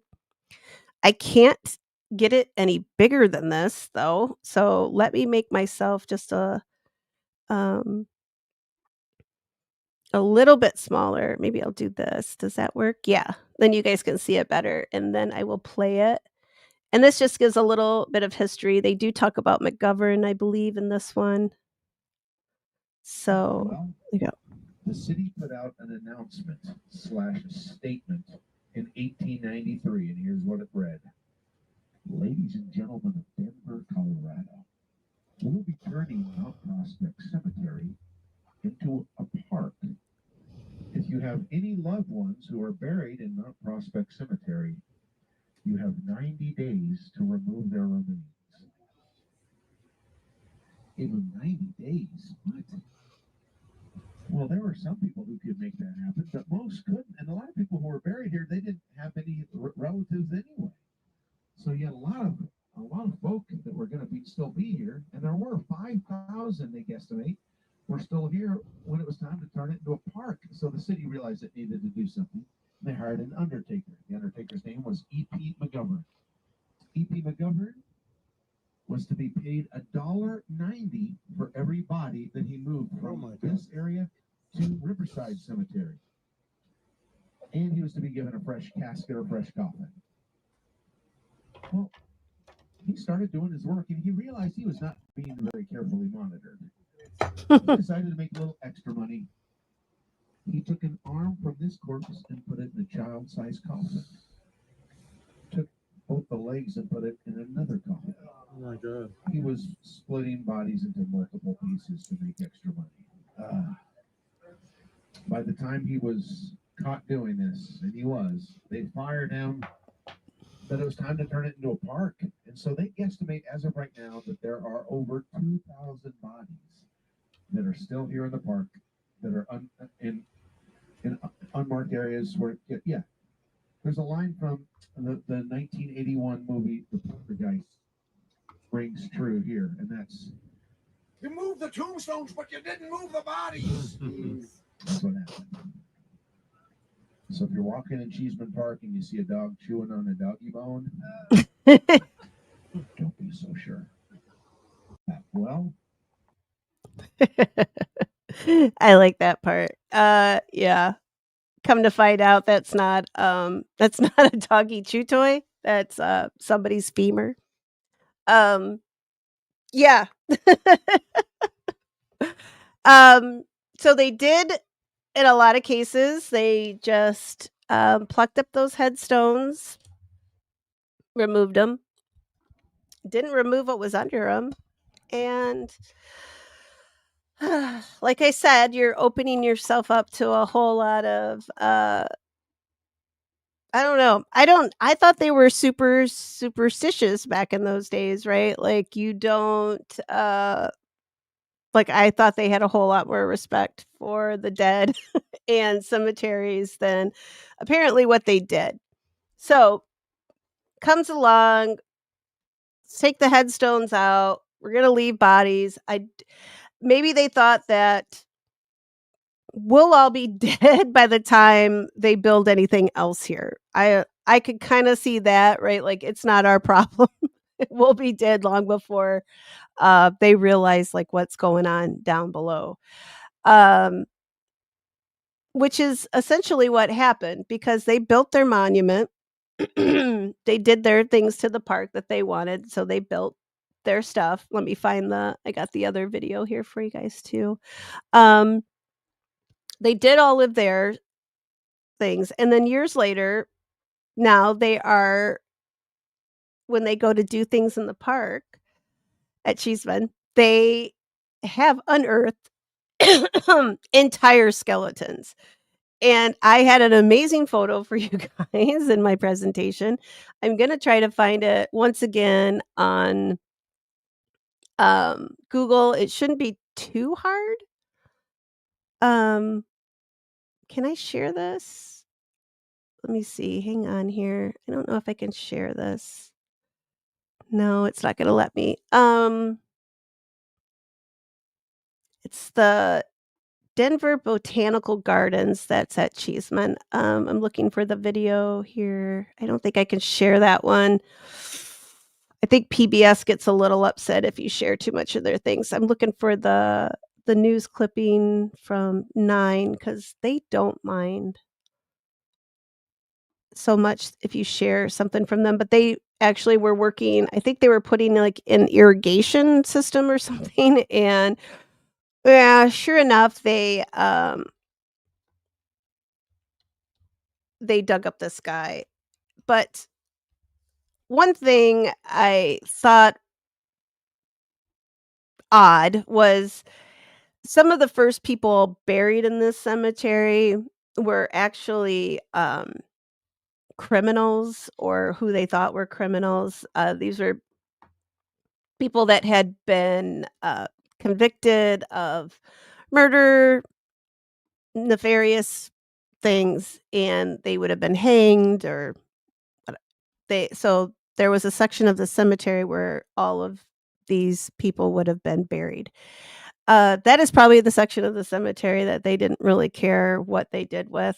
It's usually how it kinda works out, right? Nobody really cared if those bodies got moved or claimed. So, I wouldn't want those types of individuals underneath anywhere where I was hanging out. Uh but then also knowing the fact that sometimes they got it wrong. I mean, we still sometimes get it wrong when it comes to, did somebody, like, really do it or not? And again, I think that kinda leads us up to some ghost activity perhaps, and why am I not getting that article? Oh, here. Hang on. I think this is it. Um, you know what, YouTube? Oh, here we go. I think this is it. Like, I know I had it up here, and then it went, "Alright, let me do this. Let me share again." Stop that one.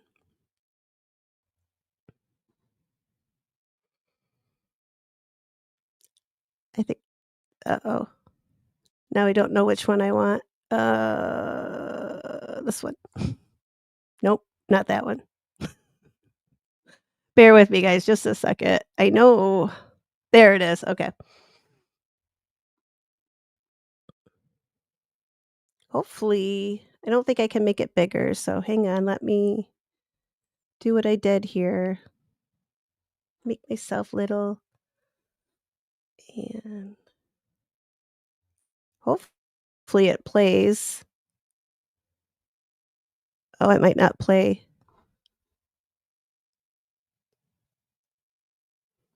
Uh-oh. Denver 7, are you gonna make me pay for this?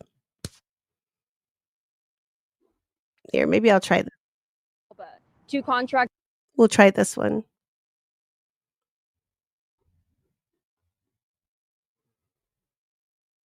Our Unit 4 customer. Here, hang on. Me, Reese. Come on, just go away. I think I'm gonna have to uh-oh. Crap.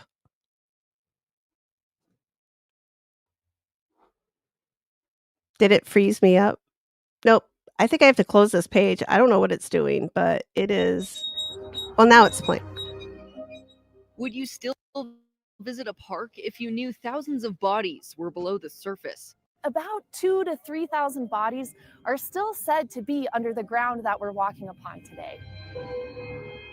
This is Cheesman Park in Colorado, a popular place to exercise and hang out with friends. Also formerly the site of Mount Prospect Cemetery. Adjacent to it used to be another cemetery. Now that's the Botanical Gardens. So by 1893, with pressure from the residents in the area, we basically asked the city to change it from a cemetery to a park.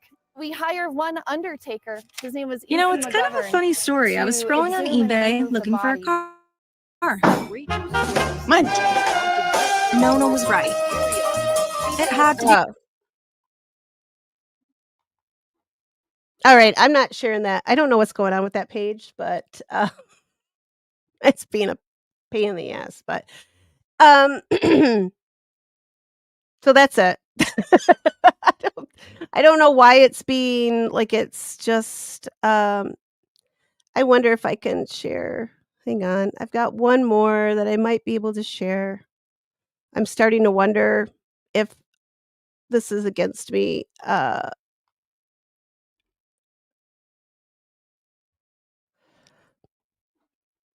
Let me try one more time. I'm going to try it one more time, and if it doesn't work,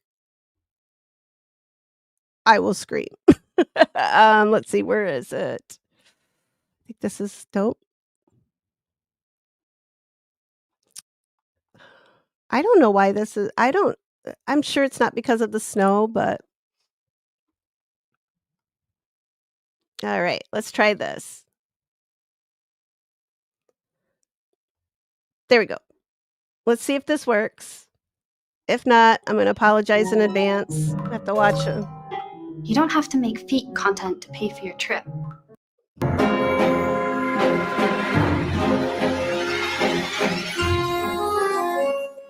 Oh boy, more Halloween. Today, Cheesman Park is 80 acres of beautiful land in the heart of Capitol Hill. But did you know that it was once Denver's first cemetery? It used to be called Mount Prospect Cemetery. As Denver grew, homes were built around it, and neighbors, of course, complained about it. So in 1890, Congress, which sold the land to Denver, was convinced to turn the cemetery into a park, like we have it right now. The graves were excavated and the bodies were moved to other cemeteries. But of course, popular folklore says that the graves are still in the park to this day. Do we have any idea how many bodies are still down there? I would guess 3,000 to 5,000. Yeah. That's a lot of bodies. Yeah. There's still some people, but of course, you know, it's now been 120 years since they tried to move things. So deterioration continues to happen. But I have heard that if you go out on the first snow, you can kind of see where some of the graves were. There's a little bit of a dip in the ground. Okay, so maybe it's more than just popular folklore.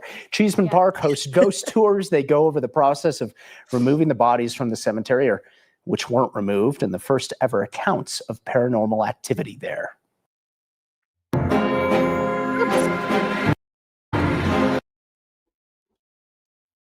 All right, hang on. Whoop. Is this the one I want? There we go. So I love how they say it's popular folklore, but if they're actually digging up bodies, that's not folklore. That's reality. It's not. It's just when the news reports that. When he said that, that just kind of I don't know. And when you say, like, anywhere from 3 to 5,000, I don't know if, I'd be interested to know if they've ever gone and done, like, ground penetrating radar, like, if they've ever done that to see exactly what's out there on the lawn. But as far as I know, I couldn't find anything. I'm sure they have, or maybe they just don't wanna know, but now I'm trying to find let me find some photos of the park for you guys. I don't know. Maybe it's just my maybe it's something to do with the weather right now. I'm gonna pull up some photos here real quick of the park. 'Cause photos are pulling up okay, but it looks like videos are being a little or, yeah, the videos are being a little stupid. So um, let's see if this works. 'Cause it is really pretty. Um, come here. Alright, here we go. I think I can share this. Let me share this one. Oh, it's so much more fun when we can just talk and shoot the breeze, and I'm not trying to, track down this crap, but here is an image. Let me make this bigger. I'm going to make myself way smaller. I don't see and even now my, alright. Can you guys see that okay? I don't know why my StreamYard is doing weird things too, so pain. Um, yeah, why is it doing this? But this is the pavilion monument, deal that they built. Those are flower beds there in front if you're looking at it. So those aren't graves. Those aren't, like, freshly dug graves or anything, but, yeah, those are some photos of it. I had some really cool photos of it when it was first built. Like, I love those old black and white photos, but these are all new ones. There's a really pretty one. So, I mean, I guess it's really pretty. I wouldn't mind being buried, like, I kinda grew up with, cemeteries not being, like, creepy places, right? They weren't something to be afraid of, really. Like, we went and cleaned up headstones and all of that, like, with my grandma, and we did all those kind of things, right? So it was never something that we were, like, afraid of. So you'd hang out, and it wasn't unusual, like, back even in, like, the early 1900s. Like, I've run across photos of people at the parks, like, on, um, like, the big holidays. People would be, like, out in the park not in the parks, I'm sorry, in the cemeteries. They'd be have their picnic blankets out, they're enjoying, the beauty of the day. Uh, I'm not sure when keep wanting to say Memorial Day, but I'm not really sure when that started, but you could tell that people were enjoying the cemeteries. Like, they were part park, part where they buried their dead. I enjoy cemeteries in that I mean, I go and I like to walk around. I do my, cardio walks at my local cemetery. I enjoy going and taking photos. There's wildlife at cemeteries too. Like, we have deer and geese and squirrels, and I mean, just a lot. There's a lot of beauty in cemeteries. So when I see them say things like, well, when I hear them say things like, "Oh, this is a eyesore," things of that nature, that kinda bugs me because that's not the cemetery's fault, that's not the people who's buried there. That would be the people who are supposed to be taking care of that, which, if this was a city cemetery, so right? That falls on the cemetery, and I think the cemetery or falls on the guys. Sorry. That falls on the city to take care of. And what is easier for a cemetery to take care of? A park is easier for the I said it again, didn't I? A park is easier to take care of than a cemetery because you don't have to mow around headstones in a park. So let's get rid of this headstones. Let's put up a big pavilion. Let's make it fancy because all these rich people live all around the park. And they want something pretty. So when their fancy guests come over for their big parties, they want to see this fancy pavilion, this big marble and with classic columns. That's what they want to see. They don't want to see headstones and like that's just creepy, right? Um yeah, and hey, money talks. That probably had a whole lot to do with it too. So, but yeah, I'm still firmly in the category where I think you just leave a cemetery alone. Um, Somebody at some point in time paid to be put there, and unless you're going to respectfully disinter them and place them somewhere else in a very respectful manner as well, then you just leave them alone. And there's cemetery projects you can do if something is if it's overgrown or not taken care of very well. Get people together, get out there and help put it back together. Do your best, make it look nice. It really doesn't take a whole lot of work. Some straighten up some headstones. Like, yeah, those things are really heavy, by the way. You're not just gonna pick up those suckers weigh a whole lot.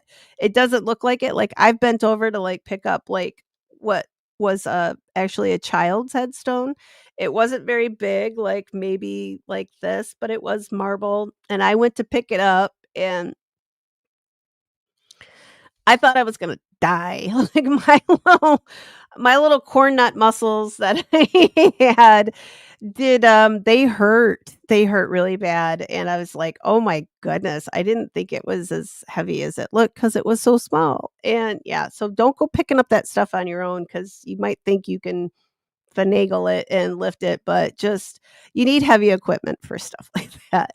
But, yeah, back to Cheesman Park. So they've got all these big, beautiful, uh mansions all around the outside. So a lot of the ghost stories, they don't just stay here in the park, but they have reached to all of the houses around the park as well. So with Cheesman Park, let me get back to my notes here.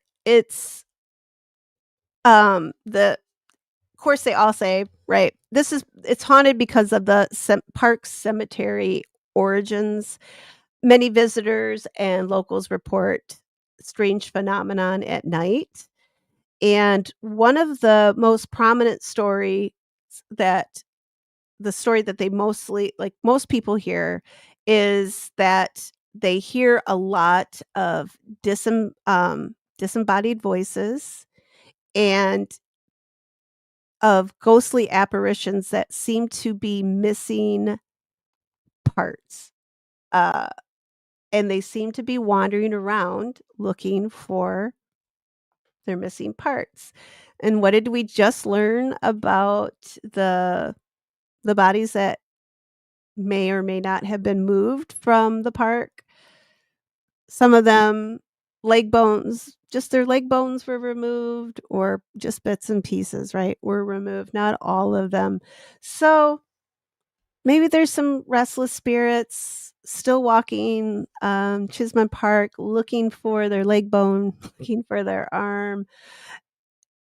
It's it, it doesn't take a lot to think that, right? Like there's got to be something else going on here, and why? I mean, that's a pretty good reason.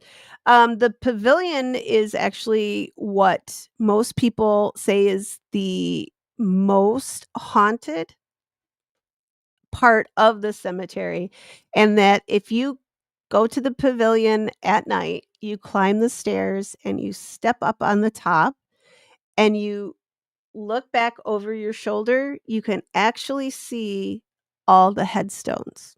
Then there's no headstones in reality, but you can, if you just do it just right, like out of your peripheral vision, you can see the headstones. And I've never tried this. I never went to the park at night, but this is now on my list of creepy things to do. Not so creepy, fun things to do.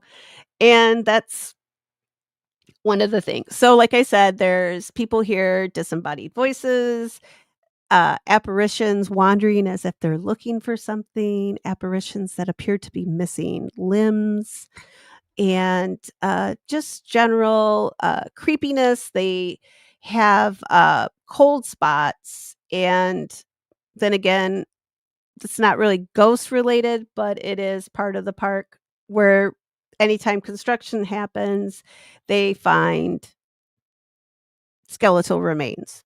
That happens all the time.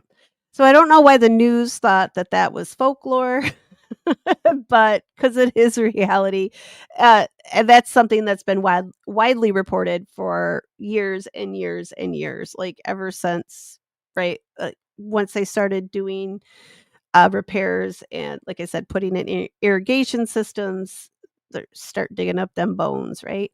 And with let me go back to I got to keep going back and forth. There is a movie, and this is now on my watch list. I have to find it and see who has it playing. But the movie The Changeling, not the one with Angelina Jolie, because I think that's also called The Changeling. Maybe I can't remember, but not that one. This one was made in 1980, and it is loosely based. You know how that goes. Based on some of the ghost stories from Cheesman Park and the area surrounding Cheesman Park. It is a mansion that no longer stands there. Oh, Tiff is okay, Tiff, is it super scary? Even for an 80s? I know sometimes like the 80s, like they can, like Amityville Horror still gets me. Like I can't watch that still sometimes. Like I just, because of the true story, like what really went on in that house, like what, right? Like people actually did die in that house, like horrifically, a whole family. So it's not even so much like the ghost story part of it. It's just that it's a murder house, and that's scary. So weird shit could probably go down in there, and that's why. But I want to watch this. I haven't, maybe I've seen it, I just don't remember. I'll have to watch it and kind of get it to maybe bring back some memories. But like I remember Poltergeist, right? That was the what Poltergeist, right? Yeah, that was the one with, hey, they just took up the headstones. Um, Maybe that had to do something.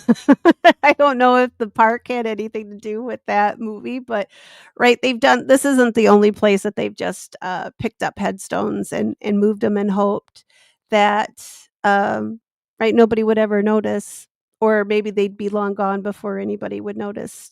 But it's just really really crazy stuff, and it doesn't take a lot to believe that a place like this could be haunted.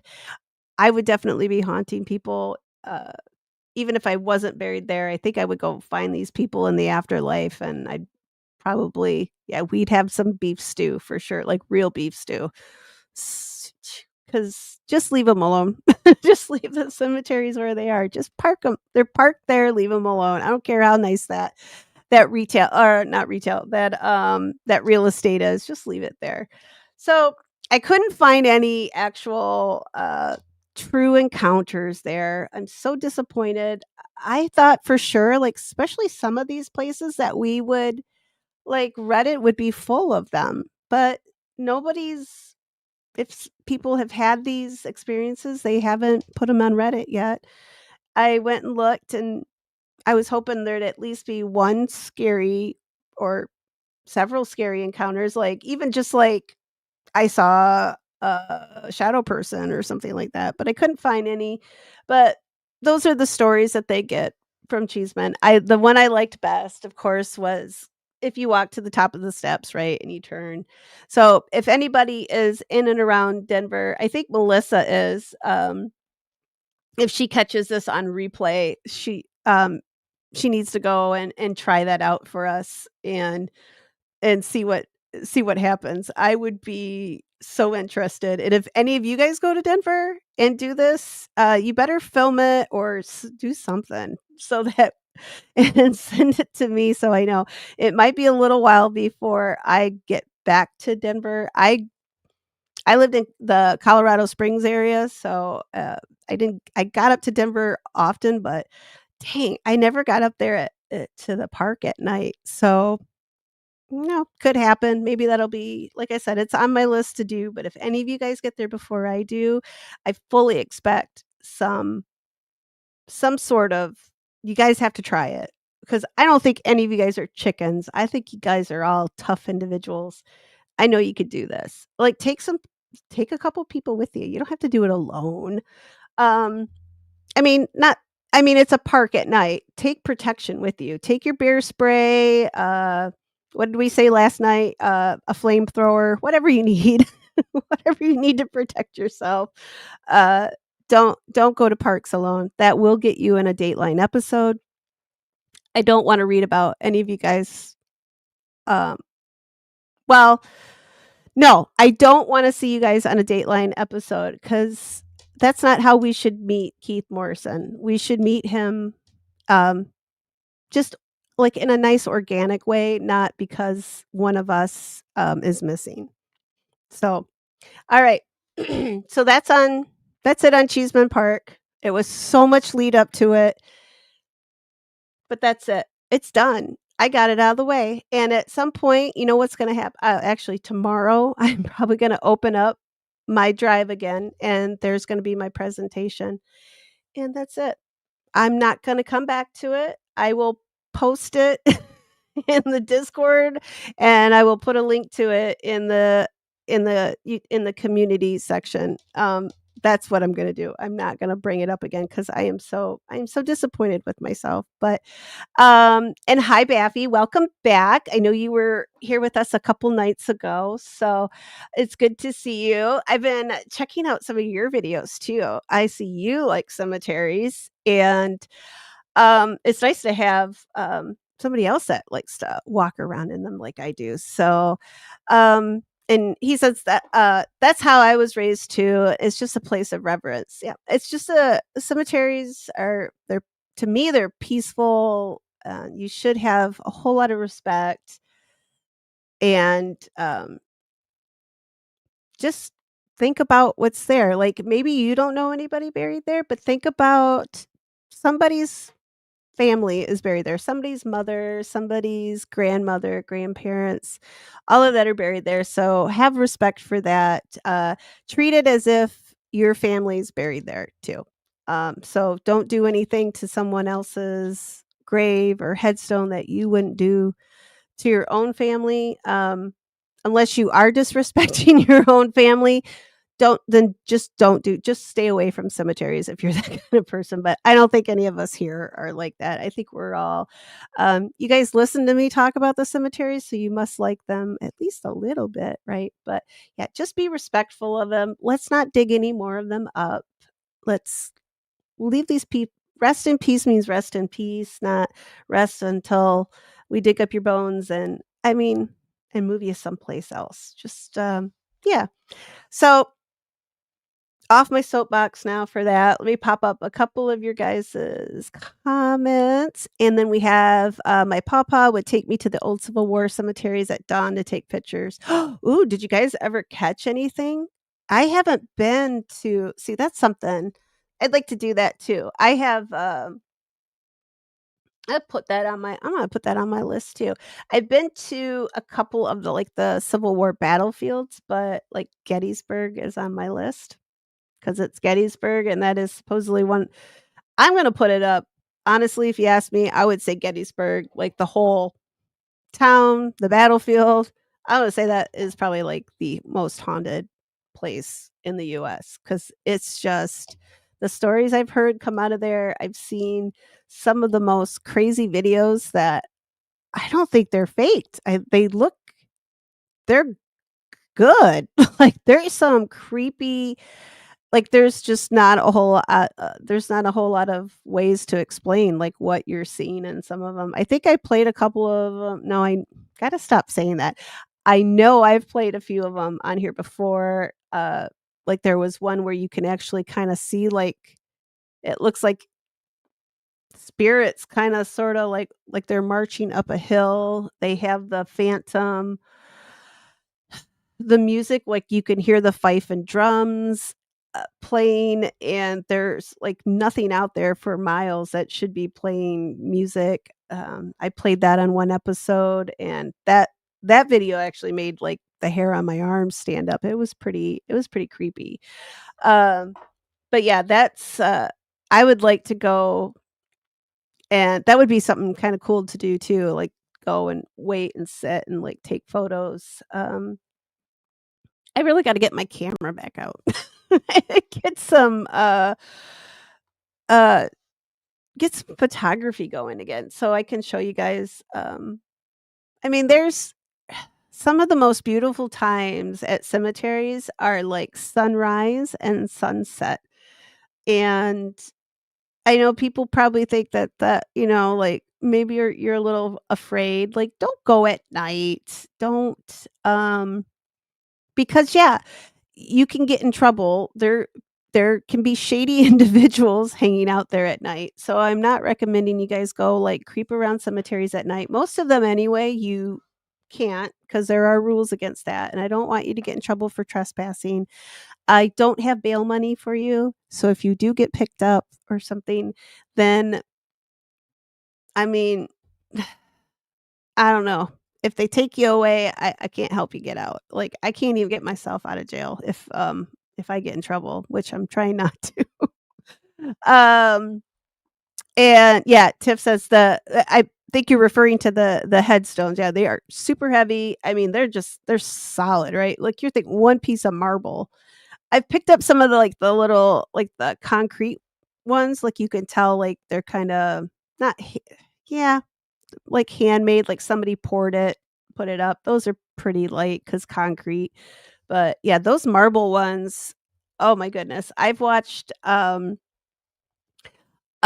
don't I'll have to find some of those, videos with, we did some restoration work where we took, this one group, they worked on the a VFW, they worked on the veteran graves, and if you've ever seen, right, the veteran headstones, the white marble ones, the upright ones, they go a long way down in the ground. Like, what you see sticking out of the ground is only part of it. Like, they go way, way, way, way down.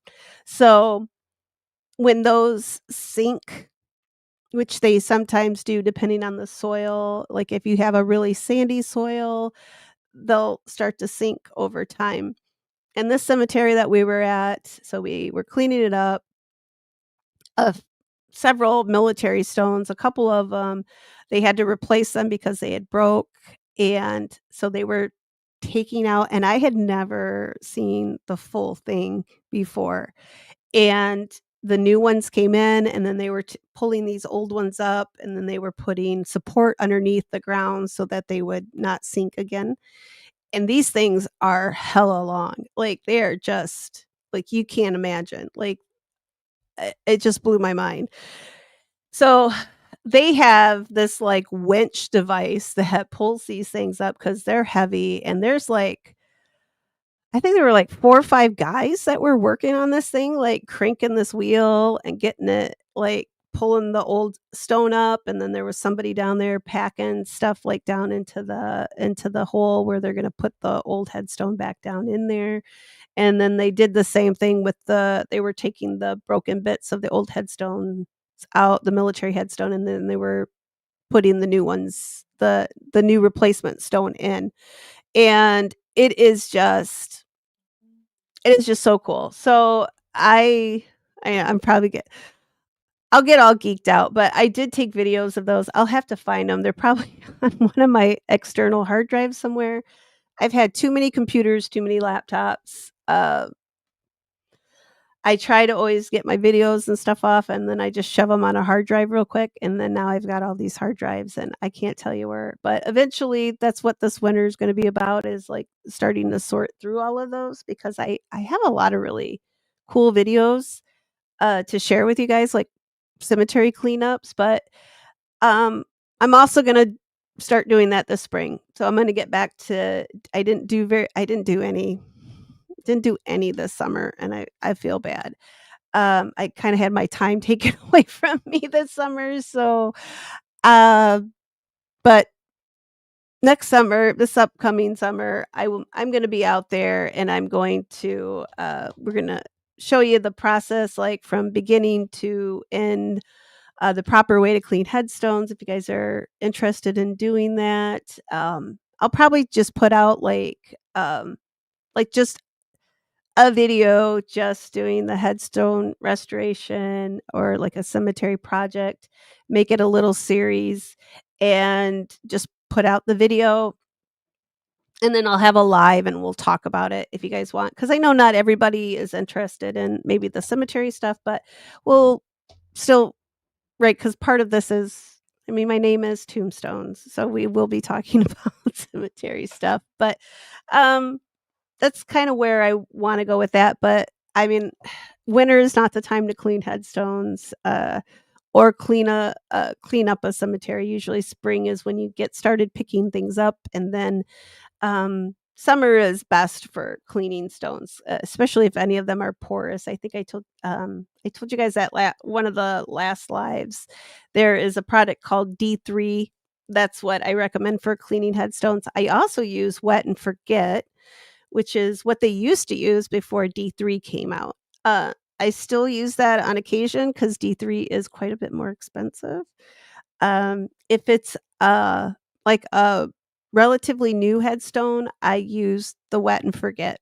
If it's an older, like the ones like the late 1800s, some of those are like the sandstone, and they're very like they disintegrate very easily. So those are the ones I never touch those with a scrubby brush. Nothing like that. I would never scrub those. You never, like, I spray them with D3, walk away, let nature take its course. It's a biological cleaner. So it's going to get any fungus, the lichen, all of that stuff that's growing on there. It's good. Oh my God, this kitten over here. It's like a squirrel in the bedroom. Squirrel. And she distracts me, but she was being really cute, like all stretching out with like, oh, look at me, I'm so cute. And so like those kind of headstones, that's the only thing I would recommend cleaning those with, would be D3. But I do use Wet and Forget because, like I said, they did use it at the national cemeteries before D3 came out, and I figured if it was good enough then, it is good, still good enough now. I've not had no bad experiences with the Wet and Forget. Like I said, I typically only use that on the marble headstones. If it's a bronze plaque or something, there's bronze cleaner.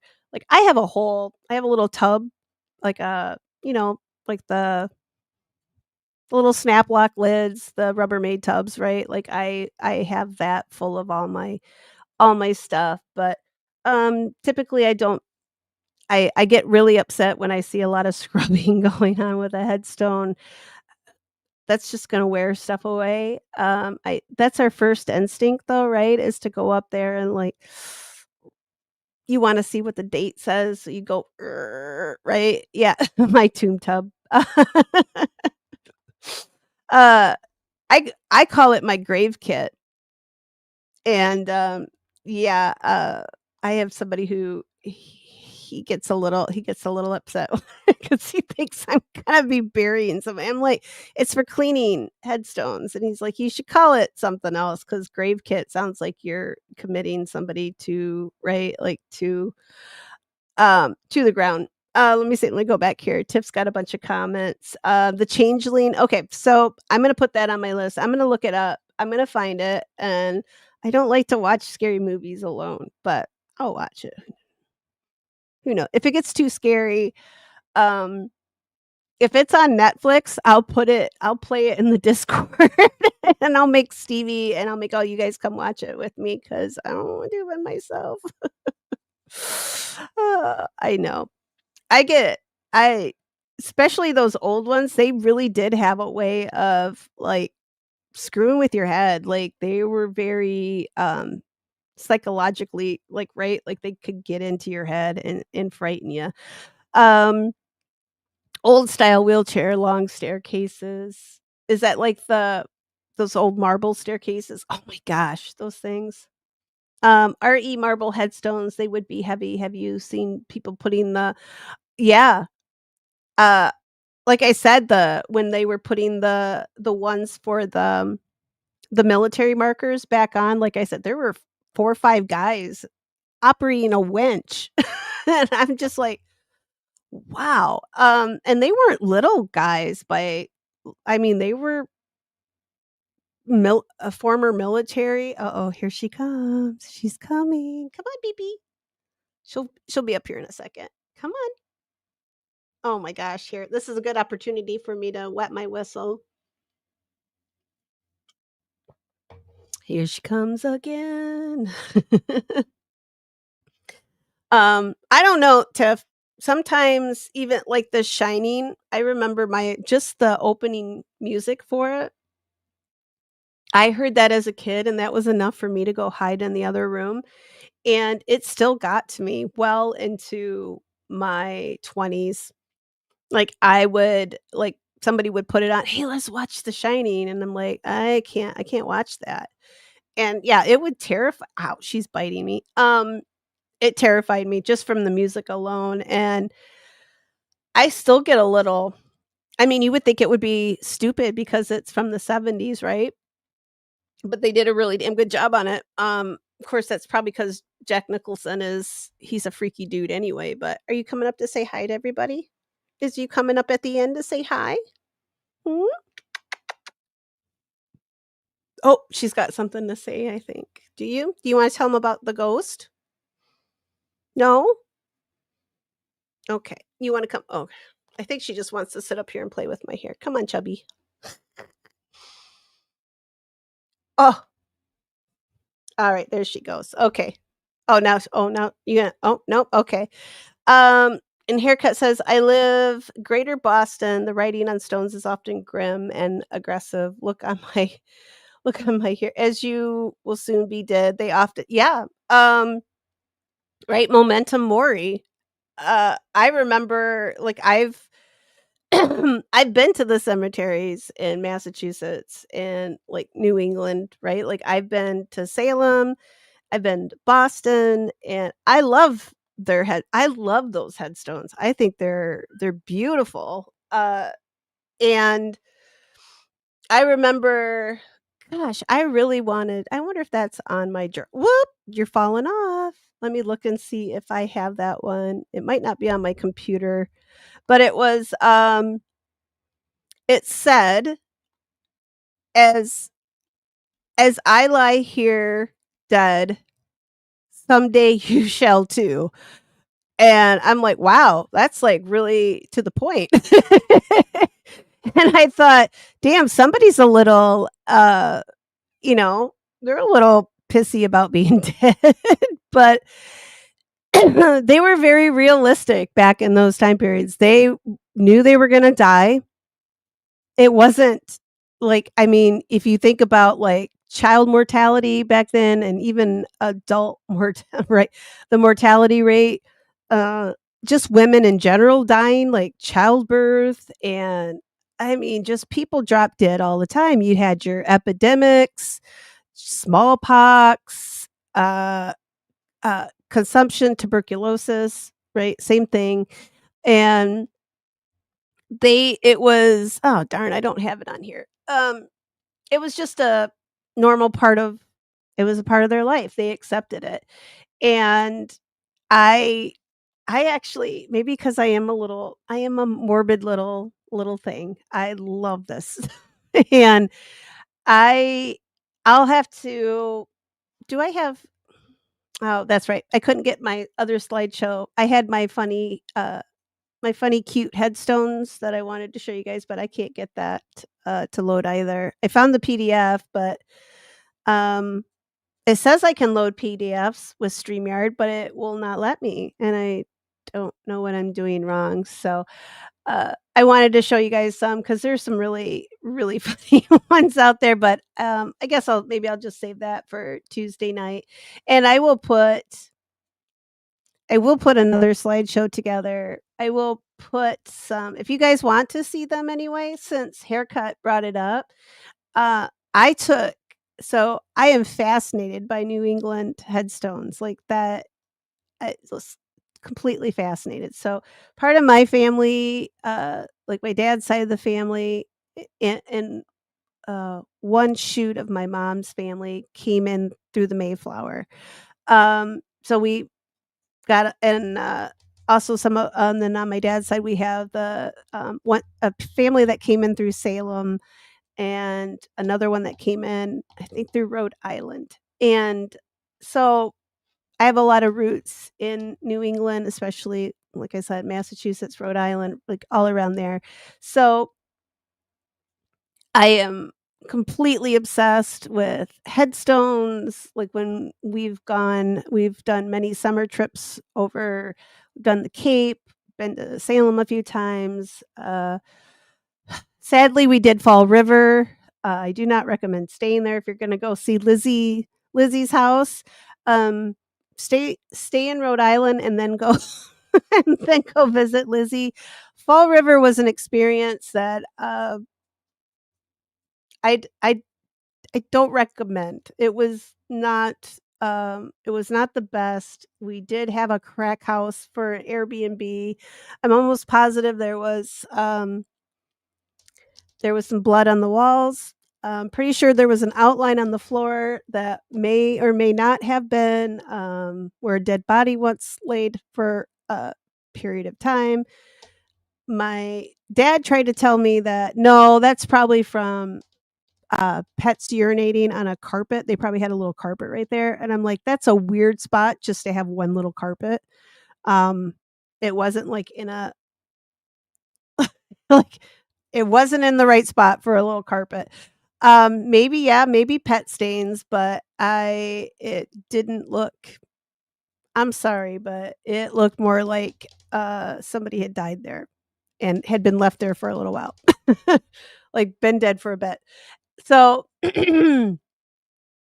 anyway, don't stay in Fall River, but definitely go see the Lizzie Borden house because that was that was an experience. That was so cool, especially if you are at all interested in that whole case. Because we'll have to talk about that one sometime. Because I need somebody else though to come up on panel. Like we'll do a panel discussion on it because there I don't wanna just sit up here and talk about that one by myself because that one is, there's a lot to it, right? Like, we need to pitch it with somebody, like, like, work off each other because there are a lot of different aspects of it, and I would like to see who has a similar theory that I do that similar to the theory that I have, and then anybody with their own theories. It would be kind of interesting to get, like, a little panel together and see where we all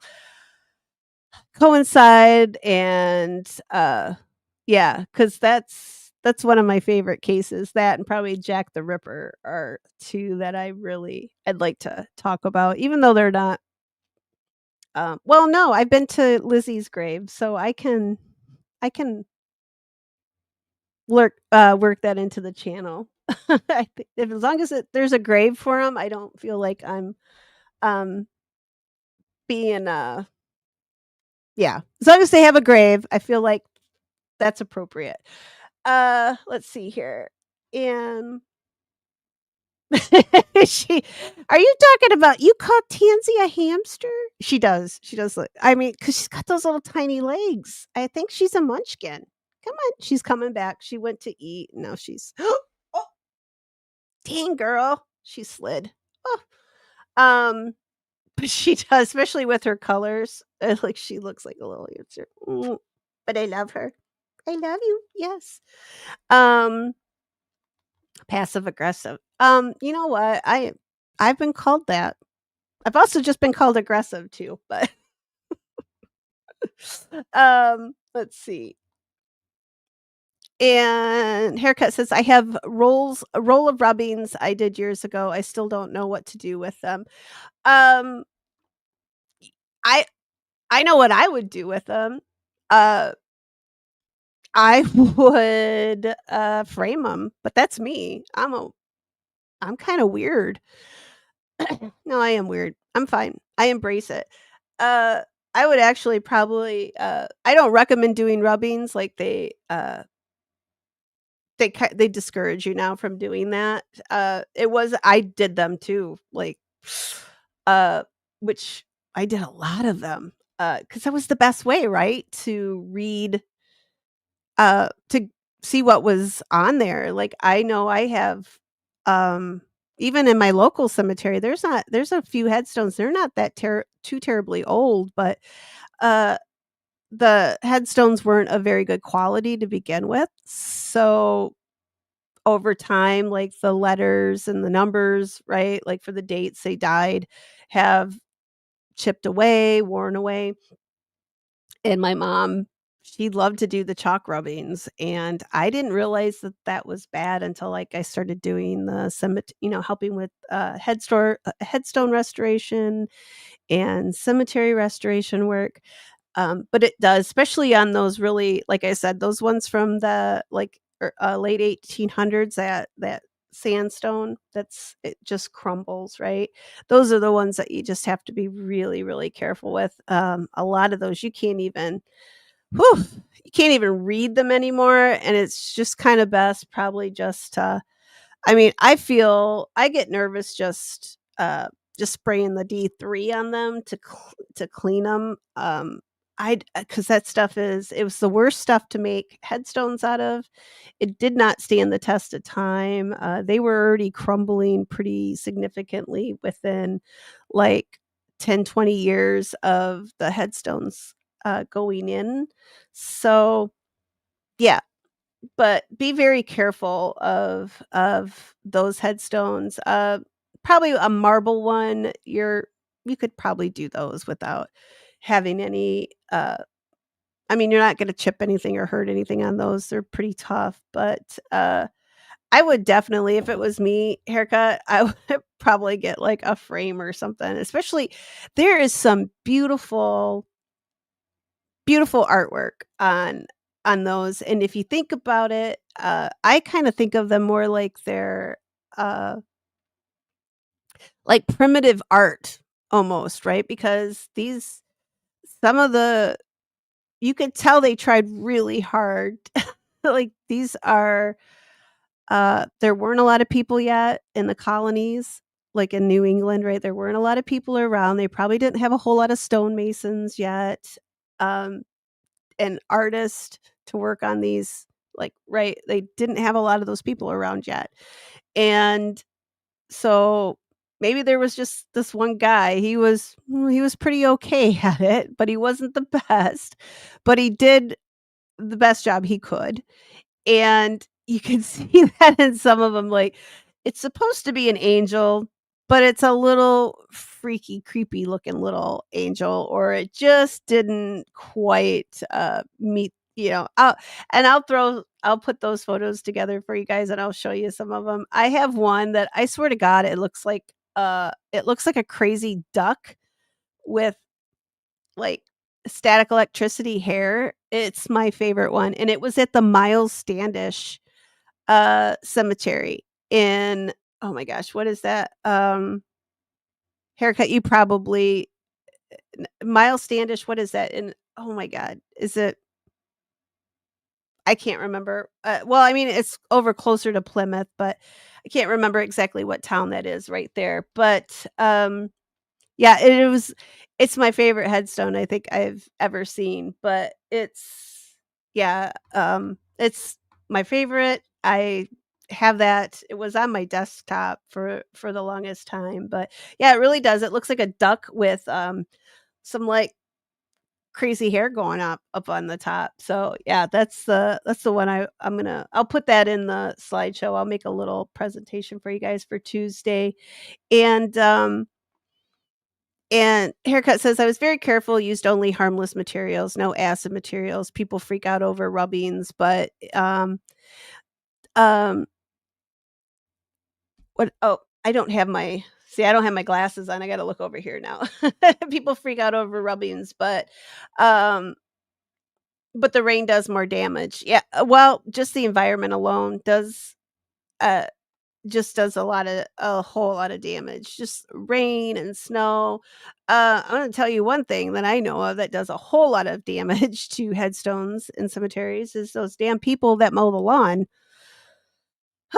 I tell you, I get uh nothing will take my mood to a negative faster than when I'm over at the cemetery walking and then I see a headstone that I know, like, okay, I'm there every day just about, or every other day at least. And I see a headstone that's knocked over that wasn't there the day before, that wasn't knocked over, that was upright the day before. And I also know that they just mowed the lawn. So, I'm looking around and I can see, like, they have those big, what are they called? Like the zero turn, lawnmowers, right? Right? You can see those tire prints all around the headstones, and it's just like, so they knocked it over, didn't bother to come back. Like, there's, like, 4 or 5 guys out there. Like I said, the small headstone that I picked up, that's the child's, it was an infant's. So I'm gonna put Tansy back over there. Um, that was one of the ones that got knocked over this summer, and I mean, I was hopping mad. That's one thing that'll just get me stirred up probably faster than anything. It's just like, if you knock it over, at least, I mean, like I said, they're heavy. Uh, if you're knocking it over, you could probably, like, 2 people could have picked it up and put it back up there, but just the fact that they didn't, really kinda pissed me off. I don't have a better way to say it. I can't express it in any way. I was really pissed off. Um, and I've seen where they've hit headstones, like, with the deck of the lawnmower, huge scrapes. I've seen, like, especially these the bases for some of these old headstones. There's one that it is like a huge obelisk. Like, this thing is tall. I'll throw a photo of that in. And it's got a really old base where at one point, when they did some restoration work at the cemetery, they actually blocked it in with, like, brick and mortar to keep the base for this big, huge thing, to keep it intact.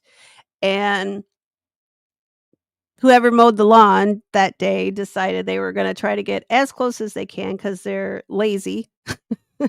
They don't they don't get paid a lot of money to do their job. I get it, but I don't care. Like, if it was my job, I don't care how much I'm getting paid to do it. I'm gonna do it well and do it right, no matter what you're getting paid for it, especially something like that, right? Like I said, think about if that's your family that's buried there. So yeah, they don't wanna walk around with a weed whacker, to do any more extra work, so they're gonna try to get as close to those headstones as they can, right? And they completely knocked the brick part off, and that whole obelisk now is, like, got a little bit of a tilt to it that it didn't have at the beginning of the like, in several of our cemeteries. Man, those things do some damage. They fall out of that tree and they can, right? They can just smash one of those headstones. They can crack them in half. They could do a lot of damage. This guy, though, he goes out there, his own lawnmower, his own gas. Nobody pays him to do it. And he just goes out there and does it. And I just think that's awesome. And then when somebody complains about it, I get upset for him because I'm like, hey, this dude's doing this just to be nice because, like, I think his family is buried out there, and he got tired of it looking like crap. So, and I have a few family members buried there too, and I told him I appreciated the fact that he was out there doing something about it, and he's like, "Well, nobody else is," because and technically, I think that's supposed to be like a township job too, like, somebody gets hired to do that. They'll pay you to do that, but nobody I don't know. I guess it's just not a fun job, right? Um, and Haircut says, "Historic Lexington, ye old burial ground." Uh, Tourist buses going to it every day, weed whacker marks on near oh gosh. See, I think that's if you can't take care of your tourist traps, something's I would hate that. Um, if I went on a cemetery tour and they look like that. I know Ernie, 3 hours, and I talked about our beef for probably like the first hour and actually no, I think I did the beef for like an hour. Um And Tiff says, "Somebody get off my lawn." I can't wait to be an old lady. And then I'm gonna stand on my porch and yell at little kids to like, "Get off my lawn." And yeah, maybe do your friggin' job, you losers. It drives me nuts. It's that I see that guy that does it for free, right? Like he just goes and does it. And I think that's so nice, but yeah. And Ernie says, "I love Cemetery World during the fall and spring." Yeah, those are the 2. Summer is usually bugs and humid and sticky, at least up here, and winter is just too damn cold. Though, I do have to say I did go to that little tiny cemetery I told you guys that I just discovered. How I maybe I knew it was there. I think I maybe just forgot about it. Like, I sorta remember my mom taking me there when I was little, like, or maybe I just put that memory in my head, um, like a false memory. You guys um, uh, I just don't I just don't remember going there, which is weird because I thought oh, cemetery walks. Okay, I got you, Ernie. I just thought I think of the cemetery, that's like a world for me. So, yeah, that it made sense to me, but okay. Ernie meant she loves cemetery walks during the fall and spring. And, so the first bit of snow that we had just what, like, just a couple weeks ago, left school from picking, Little Drummer Boy up, right? And I was like, I bet this would look so pretty at that little old cemetery because 'cause they've got some really old headstones there. So we drove over on the way back home and drove in, and it was just really starting to fall, like, big, thick lake effect snow, like, just it looks like chunky cotton balls coming out of the sky, and it was so pretty on the headstones, and you can see, like, there's, like, a couple cedar tree well, yeah, there's, cedar trees, there's, like, some pine trees, they've got this big ornamental tree of some kind that, like, kinda spreads out, and underneath all the trees, there was no snow underneath the trees, so it was all green underneath the trees, and then there was snow all around it, and it was such a pretty effect, and it looked really lovely, and I did post a short of it. It didn't turn out quite like I wanted it to, so maybe I'll go back and make another one of it. But as we're the kiddo and I were just getting ready to leave, we're getting ready to drive out. This deer like sticks its head out from behind some headstones and just starts making its way through the cemetery. And I got that too. It was so cute. So we got this deer with the snow and it just looked really magical.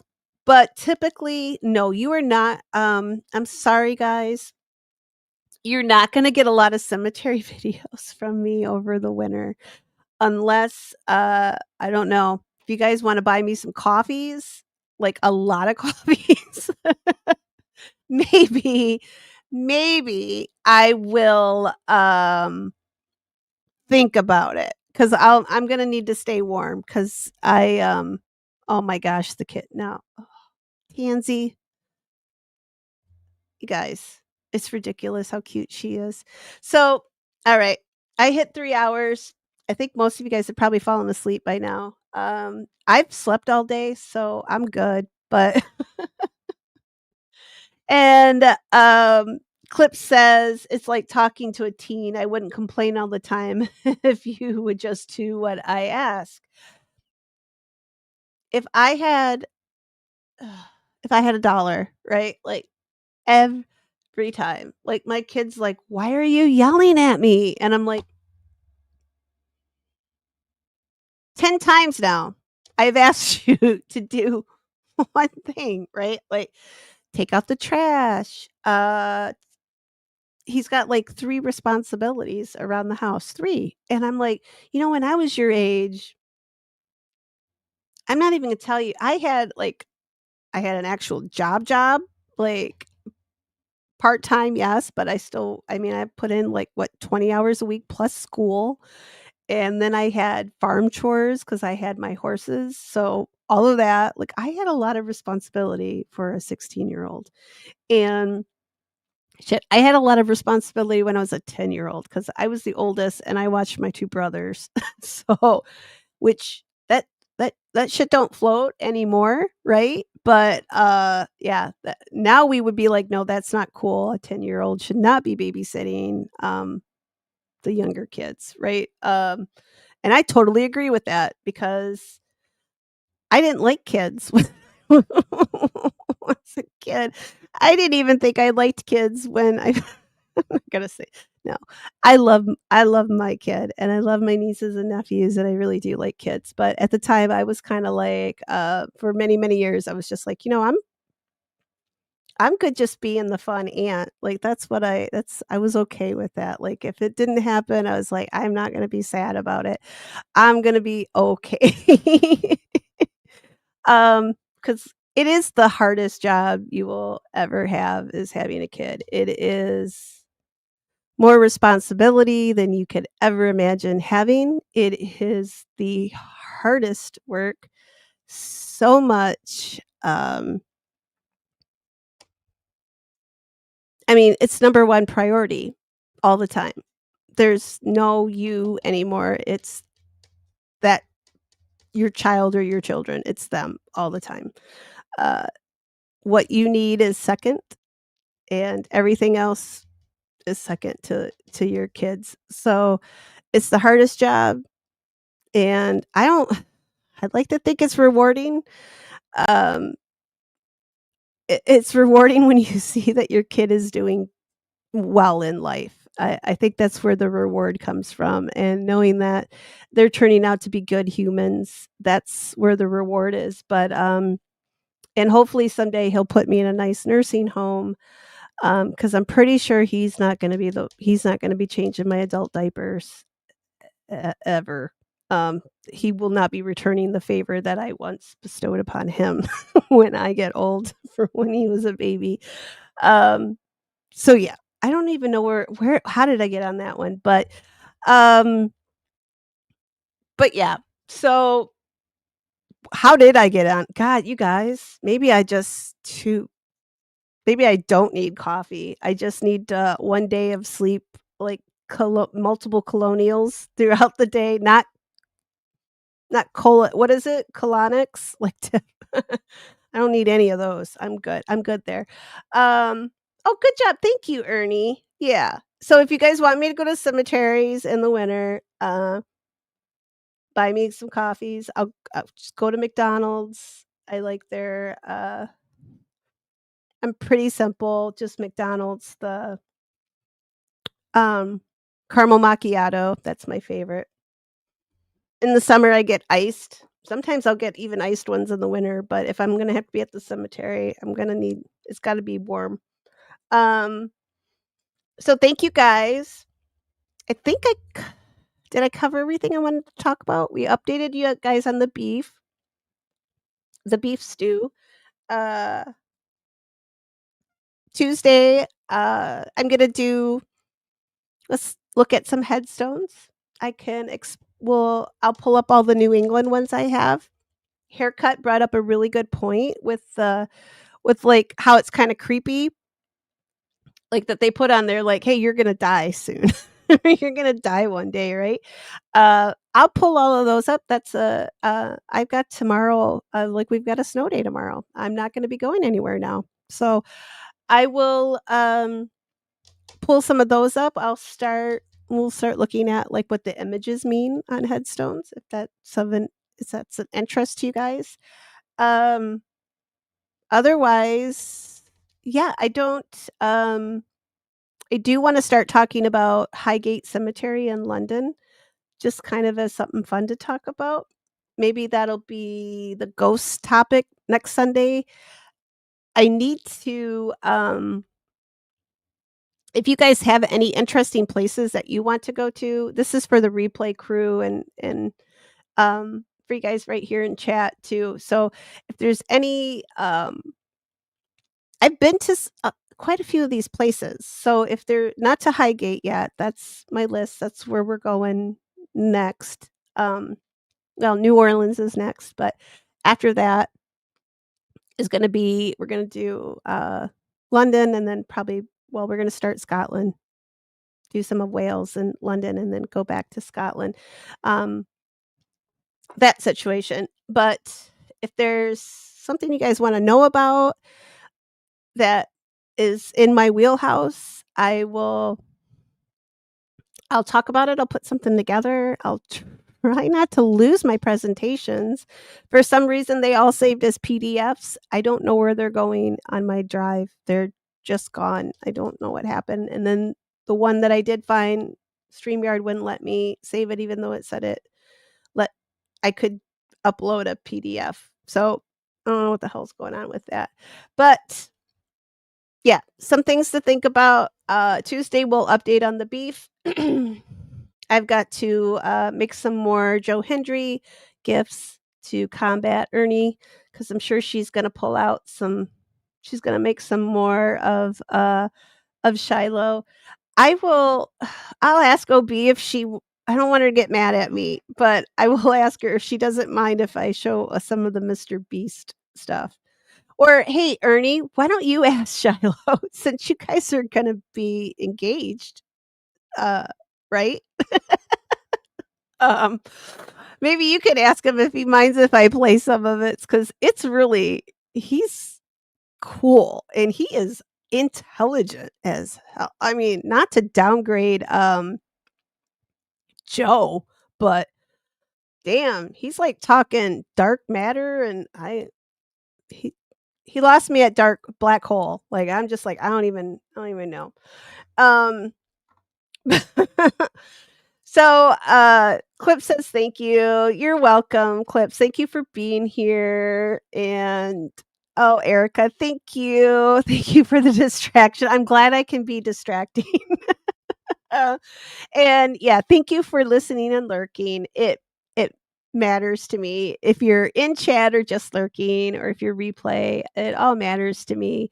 Like I said, this is just me getting used to this and trying to kind of figure out we're starting to get, at least my analytics say that we're getting attention, that YouTube is starting to notice me. I don't know what the hell that means. That might not be good. It might be a bad thing. I might be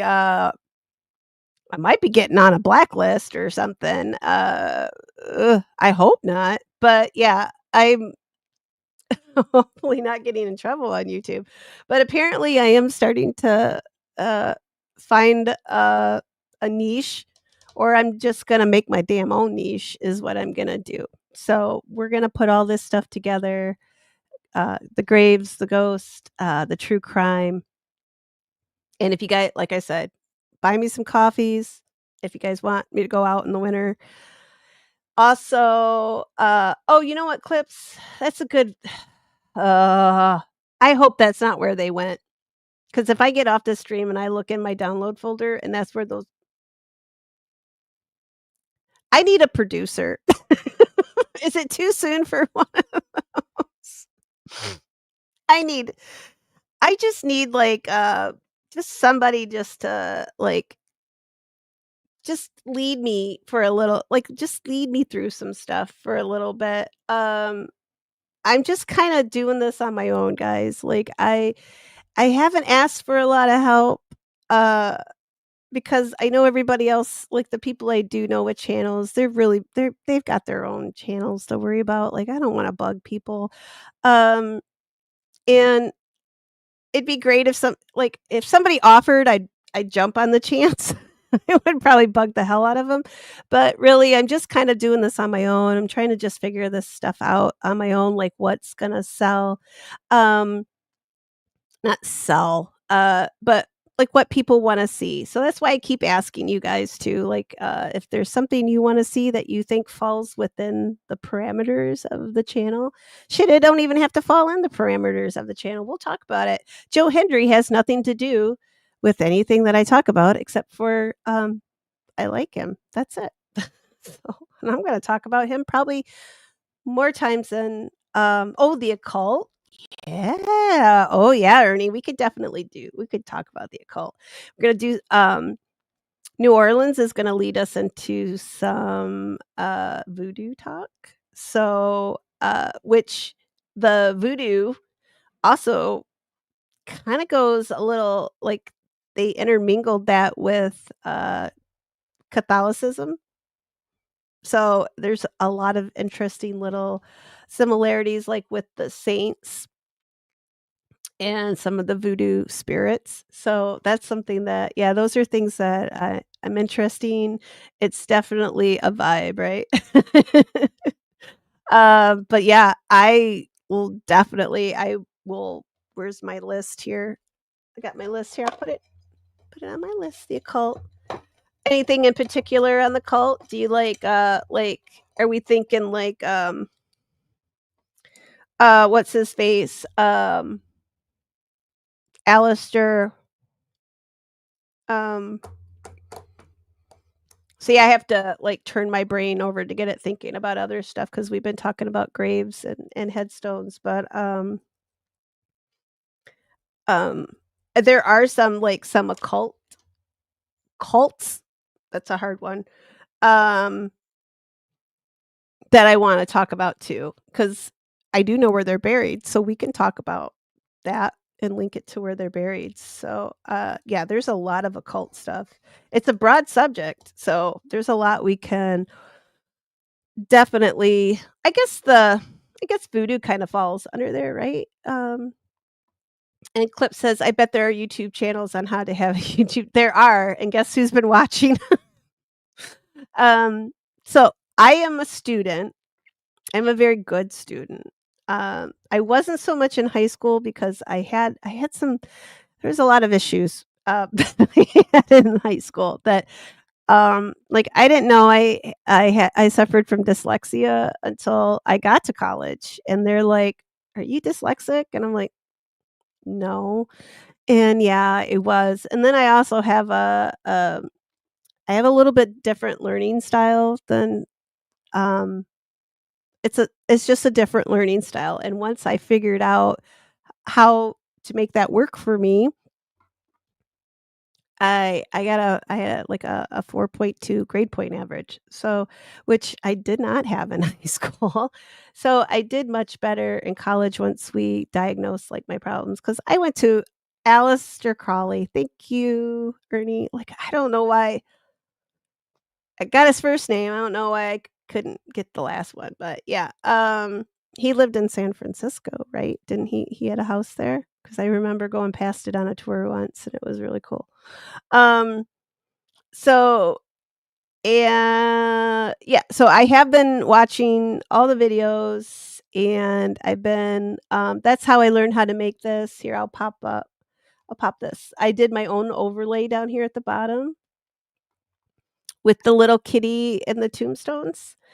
And I also made this background too from watching a YouTube video. So I am trying very hard So, like I said, I'm a good student. If they make a video, I will go and watch it. I am getting a little tired of StreamYard. It's a little expensive for, and it's not doing what I want it to do. So I am learning. I downloaded OBS, and I'm going to learn. I'm going to teach my. Well, I'm not going to teach myself. I'm going to watch some videos, and I'm going to learn how to do it.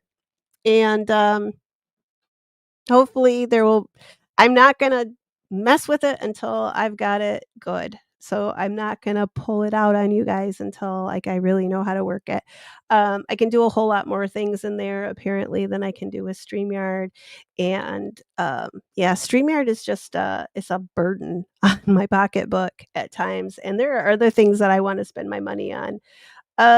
Like going to cool cemeteries and places like that. So yeah, that's what I want to do. That's where we're going. And yeah. But if anybody wants to be my producer, I'm now accepting applications. Uh yeah, it would be great. But no, I am learning, guys. Doing this on my own, like I said. I'm trying really hard. If I find something new, I try to put it in. Like they told me to make sure I get an intro in there and to make sure I get something on the outro. So you're gonna see a little outro. It's not much. It took like 2 seconds to make in CapCut. So, but it is something. And I am gonna start going back and editing a lot of my earlier videos because some of them really, really are bad, and I want to edit some stuff out of a lot of them that aren't really where I want. I just don't want those. I just don't want them for if somebody comes there's probably some stuff in there that people have already like gone and copied to be like right, like I've already been hearing stuff people saying about me and I'm like whatever. I don't think what you want. I'm not going to I'm tired of trying to change people's minds cuz you can't. Once they got their mind made up about you, that's it. Um So, yeah, go back if you wanna get some creepy stuff that's been set up that is set on this channel, go back and get it now because in the coming weeks, I'm gonna be pulling those and fixing them up, and then I'm just gonna put them out as a regular video. So, those lives will go down, but they will become a video. Maybe I'll do Maybe I'll make a new live from them I don't know. We'll just see what the hell happens. We'll get so Ernie's gonna be my Ooh, let's do it, Ernie. I'm gonna be call ourselves Marie Laveau and yeah, that's who I really want to she's the coolest.